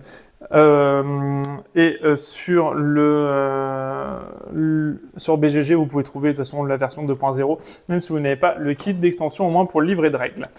Donc comment ça va se passer? Voilà, ça va se passer comme ça. On va mettre les territoires les uns à côté des autres, 102, 103, 104. Ça va nous faire une grande planche et on va devoir accéder à certaines compétences pour pouvoir trouver ici gagner de la nourriture. Voilà, ça nous demande d'énergie pour trouver 2 de fatigue, pour gagner 2 nourriture et on pioche une rencontre verte. Donc on va avoir des paquets rencontres par différentes couleurs, vert, bleu, gris, violet, etc. En fonction de ça, on va récupérer soit des objets, soit des choses qui peuvent nous intéresser, de la nourriture, voilà, ou des rencontres tout simplement, hein, ou des choses qui vont potentiellement être négatives ou positives, des ennemis ou pas. Et donc du coup, une fois qu'on aura fait ça, on aura potentiellement le choix d'aller lire l'aventure narrative qu'il y a derrière et qui nous renverra vers autre chose. Donc voilà, donc il y a plein de cartes comme ça qui vont venir s'étaler devant nous avec des systèmes donc de menhirs, comme je vous disais. Donc on va vivre toute une aventure narrative par rapport à ça. Déjà sur les cartes, on va pouvoir se balader un petit peu partout avec différentes figurines. Voilà les fameuses que j'ai mis en relief ici. Donc j'ai juste passé un petit coup de surcouche par-dessus pour juste faire ressortir les différents éléments. Et donc on a de grands menhirs comme ça, Woken Realms de nouveau. Bonne production de figurines. Et donc j'ai juste passé la petite encre par-dessus pour faire ressortir un petit peu les choses et éviter une figurine toute grise basique, mais ça va pas plus loin que ça au niveau de la peinture. Et donc ici, il va y avoir un compteur de tours et à chaque jour, chaque fin de jour, elle va perdre 1 en luminosité et on va perdre les territoires que je viens de vous montrer, ne seront plus accessibles, donc il fallait les rallumer, etc. Maintenant, il y a un nouveau système de jeu. Et ensuite, il y a tout un système donc de scénario, donc dans les paquets. Hop, je vais essayer de vous en trouver. Bah voilà, paquet d'initiation, parfait. Hop, donc sur le paquet d'initiation, par exemple, on va nous demander d'interagir avec... Hop, ça va être de l'autre sens, évidemment. Voilà, donc on nous apprend à jouer en plus, donc on le prend par la main pour nous expliquer l'iconographie des cartes, comment ça va combiner. Parce que dans le jeu de cartes, ça va être un jeu de deck building un petit peu. Hein. On va pouvoir avoir nos cartes et on va pouvoir les combiner ensemble, faire en sorte que les symboles combinent ensemble pour pouvoir effectuer des attaques, des actions de plus en plus puissantes. Voilà, à raison de faire coïncider chaque icône l'une en face de l'autre pour que ça coïncide d'un côté comme de l'autre. Hein. Hop, par exemple, avec ceci, eh bien là, j'aurais pas grand-chose de rare. Donc, il faudrait faire coïncider les cartes les unes avec les autres pour pouvoir ensuite accéder à valider les compétences de nos cartes qu'on va pouvoir cumuler les unes avec les autres, tout simplement. Hop, donc on a des multiplicateurs ici. Hein, si on arrive à coller 2 icônes ici, eh bien on aura un multiplicateur x1, mais sur rien du tout. Si on arrive à mettre, je sais pas, un dégât par exemple, voilà, hop, une carte dégâts. Si j'arrive à mettre un multiplicateur, hop, je vais les remettre dans ce sens-là, ça va être plus clair. Si j'arrive à mettre un multiplicateur x1 sur un dégât, eh bien je mettrai un dégât directement à notre ennemi, tout simplement. Donc on va faire coïncider les icônes comme ça, les unes avec les autres, pour infliger des dégâts, piocher des cartes, à condition d'avoir les compétences requises, qui sont les symboles qui sont derrière ici. Les compétences requises, comment on sait si on les a? Bah, c'est simple. Ici, on va avoir des curseurs sur notre fiche personnage, et on va mettre les curseurs un petit peu partout. Donc sur ici, les 3 ressources principales du jeu, l'énergie, la santé et la terreur. Ici, on va avoir des cubes de nourriture, richesse, réputation, expérience et magie. Et ici, on va avoir donc l'agression, du courage, du pragmatisme, de la spiritualité, de la prudence et de l'empathie. Et en fonction de tout ça, eh bien, on regardera où est nos petits cubes de curseur. Et si on possède justement une de ces compétences-là, on pourra valider sur nos cartes de combat la compétence en particulier. On va pouvoir enchaîner les cartes comme ça. Au fur et à mesure de notre statut. Et les cartes ennemies, elles seront comme ça. On va pouvoir faire défiler les points de vie des ennemis. Je ne sais pas si on en a ici, des ennemis. Non, c'est l'initiation, donc on n'en a pas forcément, ou en tout cas ça a été fait déjà. Donc voilà. Eux, les ennemis, ils vont avoir des différentes fiches comme ça, ils vont avoir des points de vie et ils vont avoir des récompenses en bas de leur fiche. Et voilà comment on va faire le système de combat. Donc on a tout un système de cartes comme ça qu'il va falloir comboter les unes avec les autres pour pouvoir réaliser des attaques. On va pouvoir réaliser des défenses, utiliser des cartes. Voilà, on va avoir des choses qu'on va pouvoir utiliser au fur et à mesure de notre aventure. Et on a des petites aides de jeu ici, voilà, qui sont plutôt bien faites. On va avoir une phase aussi, on aura des instants de météo et on va à chaque fois aller voir ce qu'il y a dans le livre des scripts pour pouvoir savoir ce qu'il y a au niveau du scénario et voilà, avancer notre aventure comme ça. Et en fonction du personnage, on n'aura pas la même aventure puisqu'on n'aura pas les mêmes capacités et il y a plusieurs personnages à chaque fois. Donc voilà, donc du coup Tainted Grail, une vraie réussite pour moi, mon top jeu, voilà, sur lequel j'ai passé le plus de temps, je pense, et sur lequel je me suis le plus éclaté.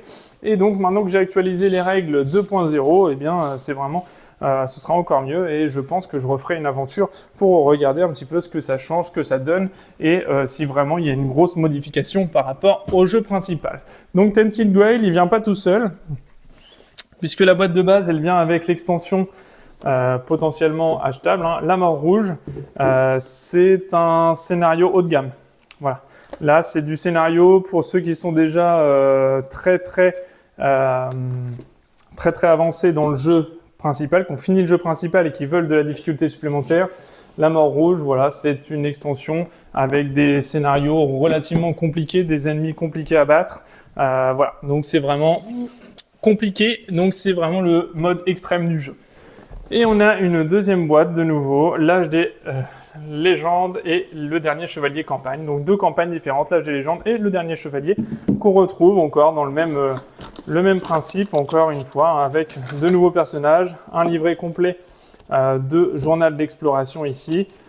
Voilà, hop, un pour chaque. Hein. Voilà, plus des cartes encore d'aventure, de scénario à l'intérieur. Et voilà, des nouveaux objets, des nouvelles choses. Encore une fois, avec 2 extensions de légendes, de nouvelles légendes à jouer directement. Donc ça rajoute du contenu encore et encore et encore pour des centaines d'heures de jeu là, hein, vraiment sans problème. Et donc, comme je vous disais tout à l'heure, je ne peux pas l'intégrer dans le top 1 parce que je n'y ai pas encore joué, je viens de le recevoir. Mais voilà. Tainted Grail, le roi, enfin les rois de la ruine.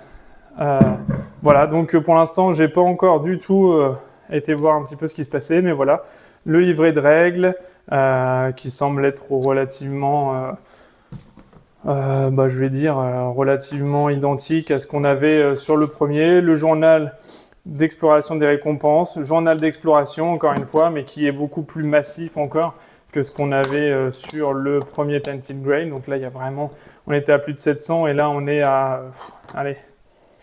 On est à combien ici? Oh. Ouais, plus de 1000 encore. Enfin, voilà, là, on a vraiment un mastodonte. Et voilà, on a de nouvelles choses, des cartes encore, des plateaux personnages. Donc je pense qu'on se rapproche de toute façon. Hein, on va pas être très éloigné d'un Tainted Grail standard, premier du nom. Mais voilà, il y a quelques améliorations apparemment, des nouvelles choses à découvrir. De nouveaux livrets, de nouveaux mécanismes de fonctionnement.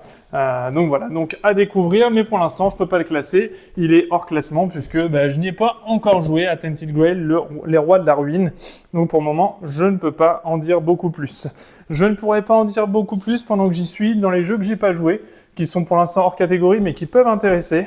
J'ai Tamashii Chronicle, Chronique d'Ascend. Donc c'est pareil, c'est un jeu narratif dans l'univers steampunk.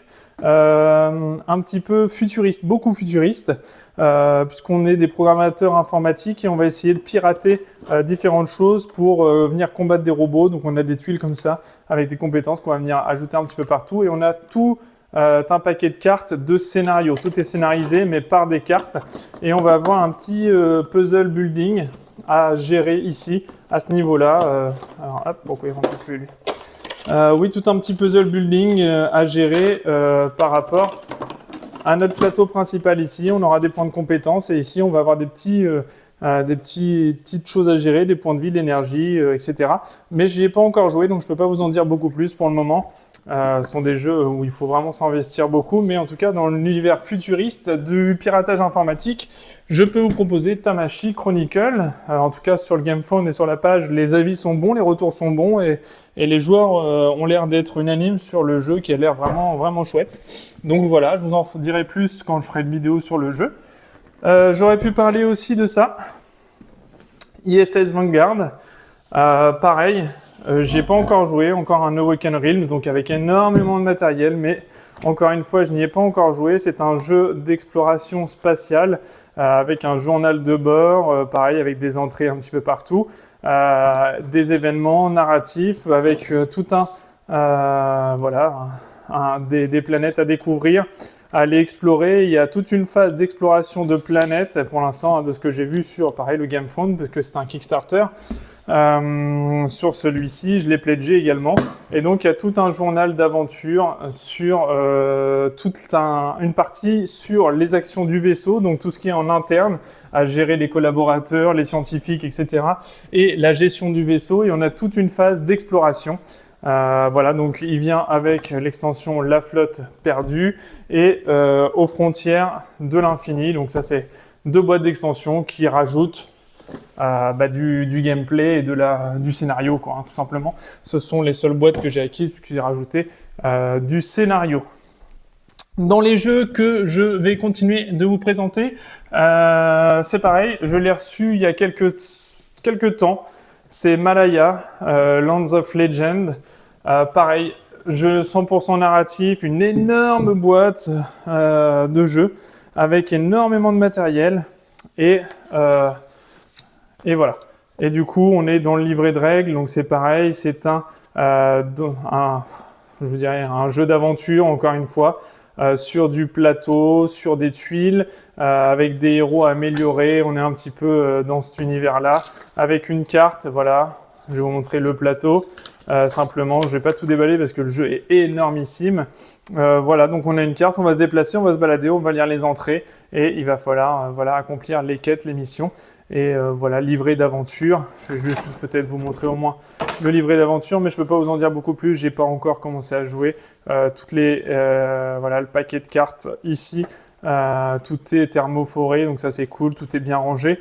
Et on a tout un livret d'aventure, voilà ici. Mais encore une fois, je ne peux pas vous en dire beaucoup plus, si ce n'est que Cocorico, c'est un jeu français. Voilà, donc ça c'est plutôt chouette.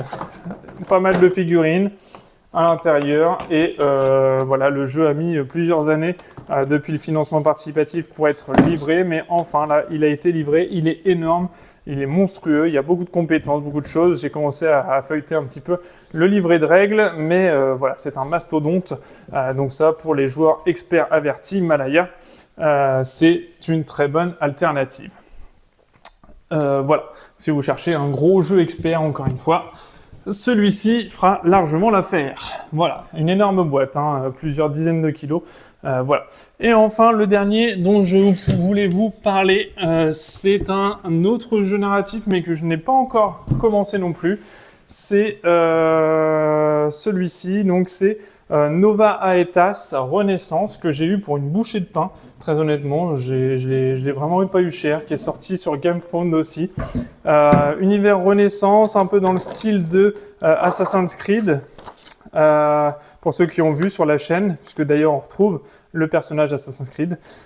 Et donc du coup, on va se retrouver avec, pareil, un livret d'aventure. Donc là, c'est les stretch goals, hein, parce que moi, je l'ai racheté à quelqu'un qui l'avait financé, parce que je n'ai pas vu la campagne passer sur le financement, parce que ça aurait pu m'intéresser, puisque je l'ai acheté là. Voilà, le livret de règles, et en fait, on va partir sur une petite roue d'action. Donc pareil, hein, c'est un jeu de tuiles avec des personnages, hein, sauf que c'est plutôt dans l'Italie, on va dire, une Italie antique, dans l'univers un peu d'Assassin's Creed, hein, comme je disais, dans un peu les mêmes tuiles, les mêmes types de personnages, voilà. Et donc on va se balader comme ça, et la spécificité de celui-ci, alors vous voyez, les tuiles sont magnifiques, hein, c'est vraiment super joli en termes de design, de tuiles recto verso, etc. Et donc la spécificité de celui-ci, c'est que on va avoir une roue d'action. Donc c'est vraiment ce qui va gérer la spécificité.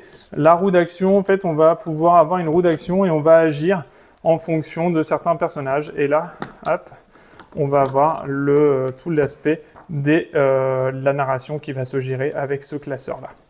Donc voilà, tout est rangé, tout est trié dans ce classeur-ci, et ensuite énormément de figurines.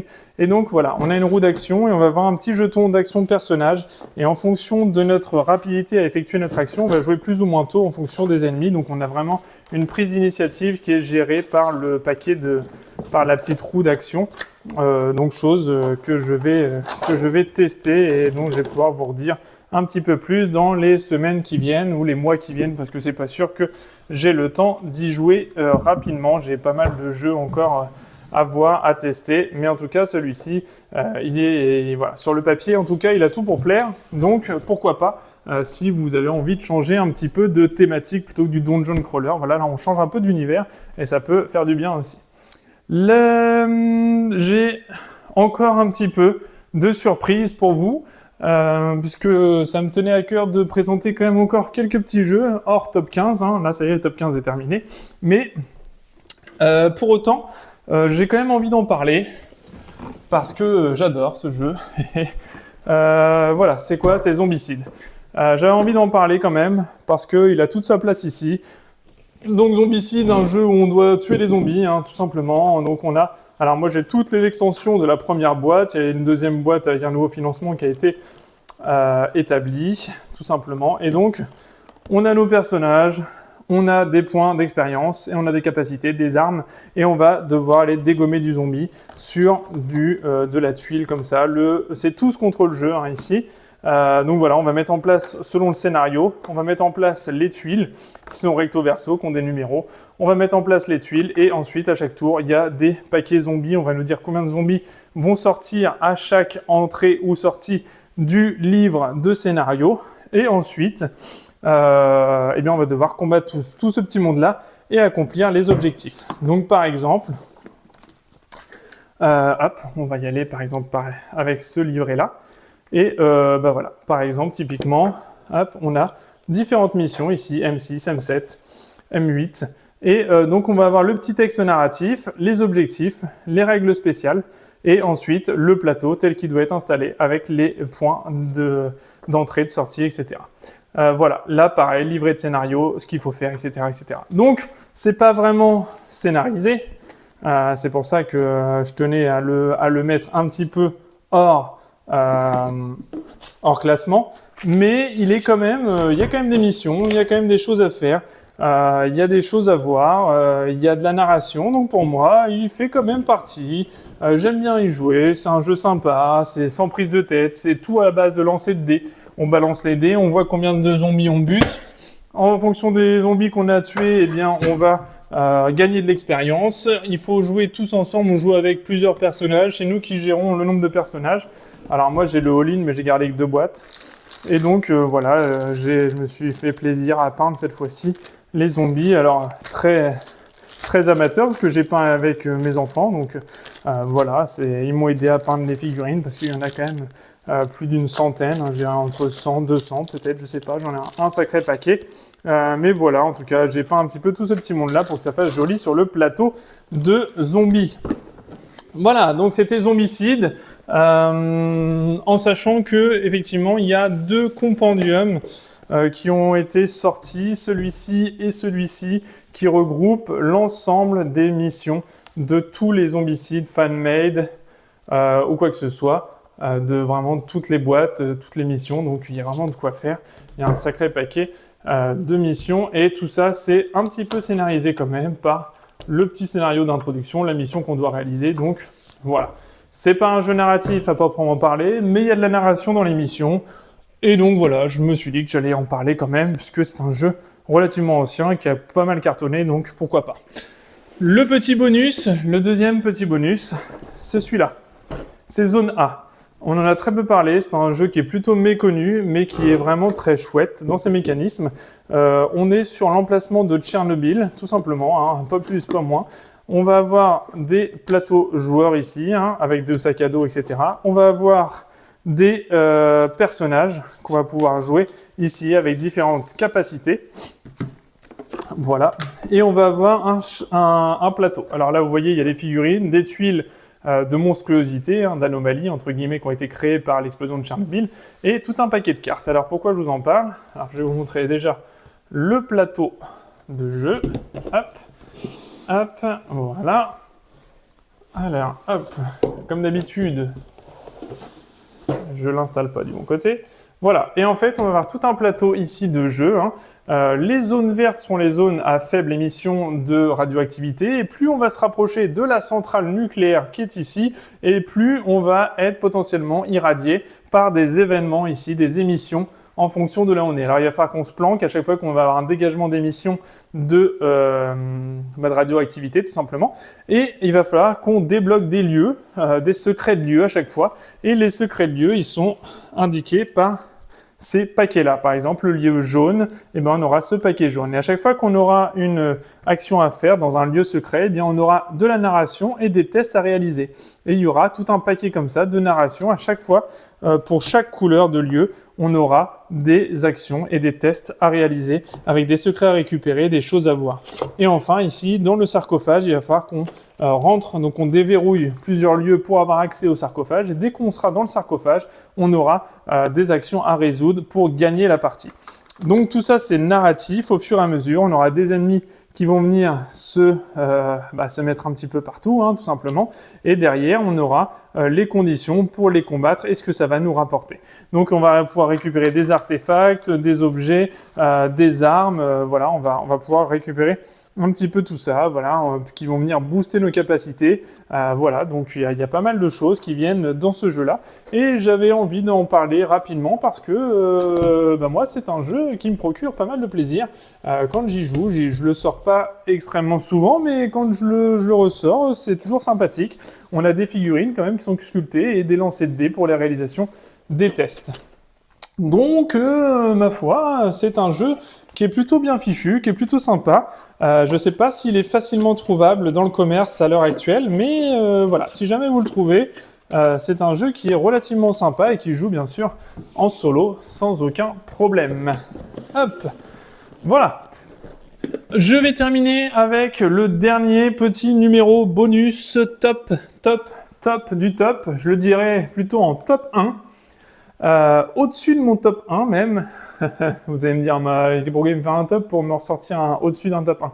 Non, le top 1 du bonus, entre guillemets, des petits jeux bonus, c'est celui-ci que je voulais présenter quand même. C'est pas un gros jeu, c'est un petit jeu, mais justement, c'est pour ça que je le présente en bonus. C'est celui-ci, Heroes, de chez Zacatrus. C'est le deuxième volet, puisqu'il y a un premier volet Cthulhu, mais moi je n'y ai pas joué à celui-ci. J'ai acheté que celui-ci, parce que moi le thème Heroic Fantasy, ça me plaît bien, comme vous avez vu dans l'ensemble de mes vidéos, de ma vidéo en tout cas. Et en fait ici, hop, je vais retirer tout ça. On se retrouve avec un tout petit jeu d'aventure, avec une petite règle. Voilà, il n'y a vraiment pas grand-chose en niveau règle du jeu. Il y a 7-8 pages en tout et pour tout. Et on va avoir un livret d'aventure ici, sur lequel on va avoir et les maps au-dessus, et en dessous, on aura les différentes narrations en fonction de l'endroit où on va se trouver. Si on va à l'endroit A, on va résoudre ce texte narratif-là. On aura des choix à faire, des compétences à activer ou pas. Et en fonction de ce qu'on fait, on aura des choses qui vont nous arriver ou pas. Et voilà, donc les illustrations sont assez sympathiques. On se retrouve un peu dans l'univers un petit peu voilà, de la Nintendo, des premiers jeux vidéo, etc. Au niveau du plateau ici, moi j'aime bien tout ce truc un peu nostalgique. Voilà, j'aime bien. Et il y a deux aventures, aventure numéro 1, aventure numéro 2. Il y a deux aventures dans ce petit livret-là pour une quinzaine d'euros, 15 ou 19 euros, je sais plus, dans ces eaux-là. Et donc on a deux aventures complètes à réaliser et on va avoir des petits paquets de cartes comme ceci avec différents objets, des potions, des personnages, des fiches personnages qu'on va avoir. Hein. Ici, moi, je suis actuellement avec ce personnage-là, Talia, et il y a différentes compétences caractéristiques. Je récupère de l'argent et des petits logos. Et on va avoir également des combats à effectuer. Donc, en fonction du numéro de la carte, on va la révéler et on va voir le combat qu'on va pouvoir faire ou l'allié qu'on va récupérer ou voilà, là c'est un allié par exemple qui va nous donner des compétences ou l'objet qu'on va récupérer ou si on tombe sur des ennemis, dans ce cas-là, on aura un ennemi potentiellement à combattre. Alors je sais pas où il y en a un là par exemple, voilà, il y aura des ennemis à combattre et les résolutions d'ennemis et de combats se font à l'aide de dés directement. Et tout ça, pareil, je vous invite à aller voir ma vidéo. Puisque j'ai fait une vidéo il n'y a pas si longtemps que ça sur la chaîne, donc je vous invite à aller la voir. Elle est disponible et franchement le jeu est compact, ça s'emmorde dans un sac à dos, ça se met sur une petite table et franchement pour les débutants qui veulent pas partir sur un Gloomhaven ou voilà sur un énorme jeu, c'est pour ça que je le présente pas Gloomhaven, c'est parce que c'est un énorme jeu. J'ai fait la campagne moi du premier gros Gloomhaven, j'ai fait la deuxième Les Mâchoires du Lion qui est sur le livre qui est plus accessible déjà et moi je vous dirais avant de partir sur un Gloomhaven qui est énorme, qui a énormément de matériel, énormément de règles, énormément de... Voilà, moi je ne l'ai pas trouvé super sympa, Gloomhaven. Très honnêtement, la grosse boîte en tout cas, j'ai pas trouvé ça, il y a énormément de temps de mise en place. C'est un peu comme le Voidfall que j'ai fait sur la vidéo dernière. Il y a tellement de temps de mise en place, de choses annexes à faire que moi j'ai pas pris plaisir à y jouer. Très honnêtement, j'ai pas tant de temps que ça et donc quand il y a déjà une heure ou une heure et demie avant de commencer l'aventure, c'est un peu compliqué. Donc ça en tout cas, Héros. Là, c'est vraiment on le pose, on joue immédiatement, en 5 minutes, c'est réglé. On fait sa partie qui dure un quart d'heure, 20 minutes par chapitre, allez, une demi-heure maximum. Sur la vidéo, j'avais dû faire 3 ou 4 chapitres en 45 minutes. Voilà, donc n'hésitez pas à aller voir. Et on l'installe, on y joue direct et on a tout directement sur le petit feuillet aventure et on continue notre partie comme ça et c'est super plaisant à jouer. Donc c'était le petit bonus one-shot des jeux narratifs et c'est le Héros ici. Voilà, on a fini le top 15 des meilleurs jeux narratifs en solo, 1h53, ouais, un petit peu comme la semaine dernière, sur le top 15 des jeux experts. Voilà, j'espère que la vidéo vous a plu. Si c'est le cas, mettez un petit pouce en l'air, ça fait toujours plaisir. N'hésitez pas à vous abonner à la chaîne, c'est hyper important pour moi de voir qu'il y a de plus en plus de monde qui s'abonne. Je vous remercie les plus de 1800 abonnés à l'heure actuelle qui me suivent. C'est toujours extrêmement plaisant et motivant. Donc n'hésitez pas à vous abonner à la chaîne. Tous les vendredis soirs, une nouvelle vidéo de présentation de jeux de société en solo, de l'expert, du débutant, de l'enfant, de l'initié, du jeu de pose d'ouvrier, du jeu de cartes, voilà, il y a vraiment pour tous les goûts, pour tout le monde sur la chaîne. Donc n'hésitez pas à vous abonner à la chaîne. Tous les vendredis 18h, une nouvelle vidéo de présentation de jeux de société en solo et le mardi éventuellement un petit bonus, le mardi soir 18h également.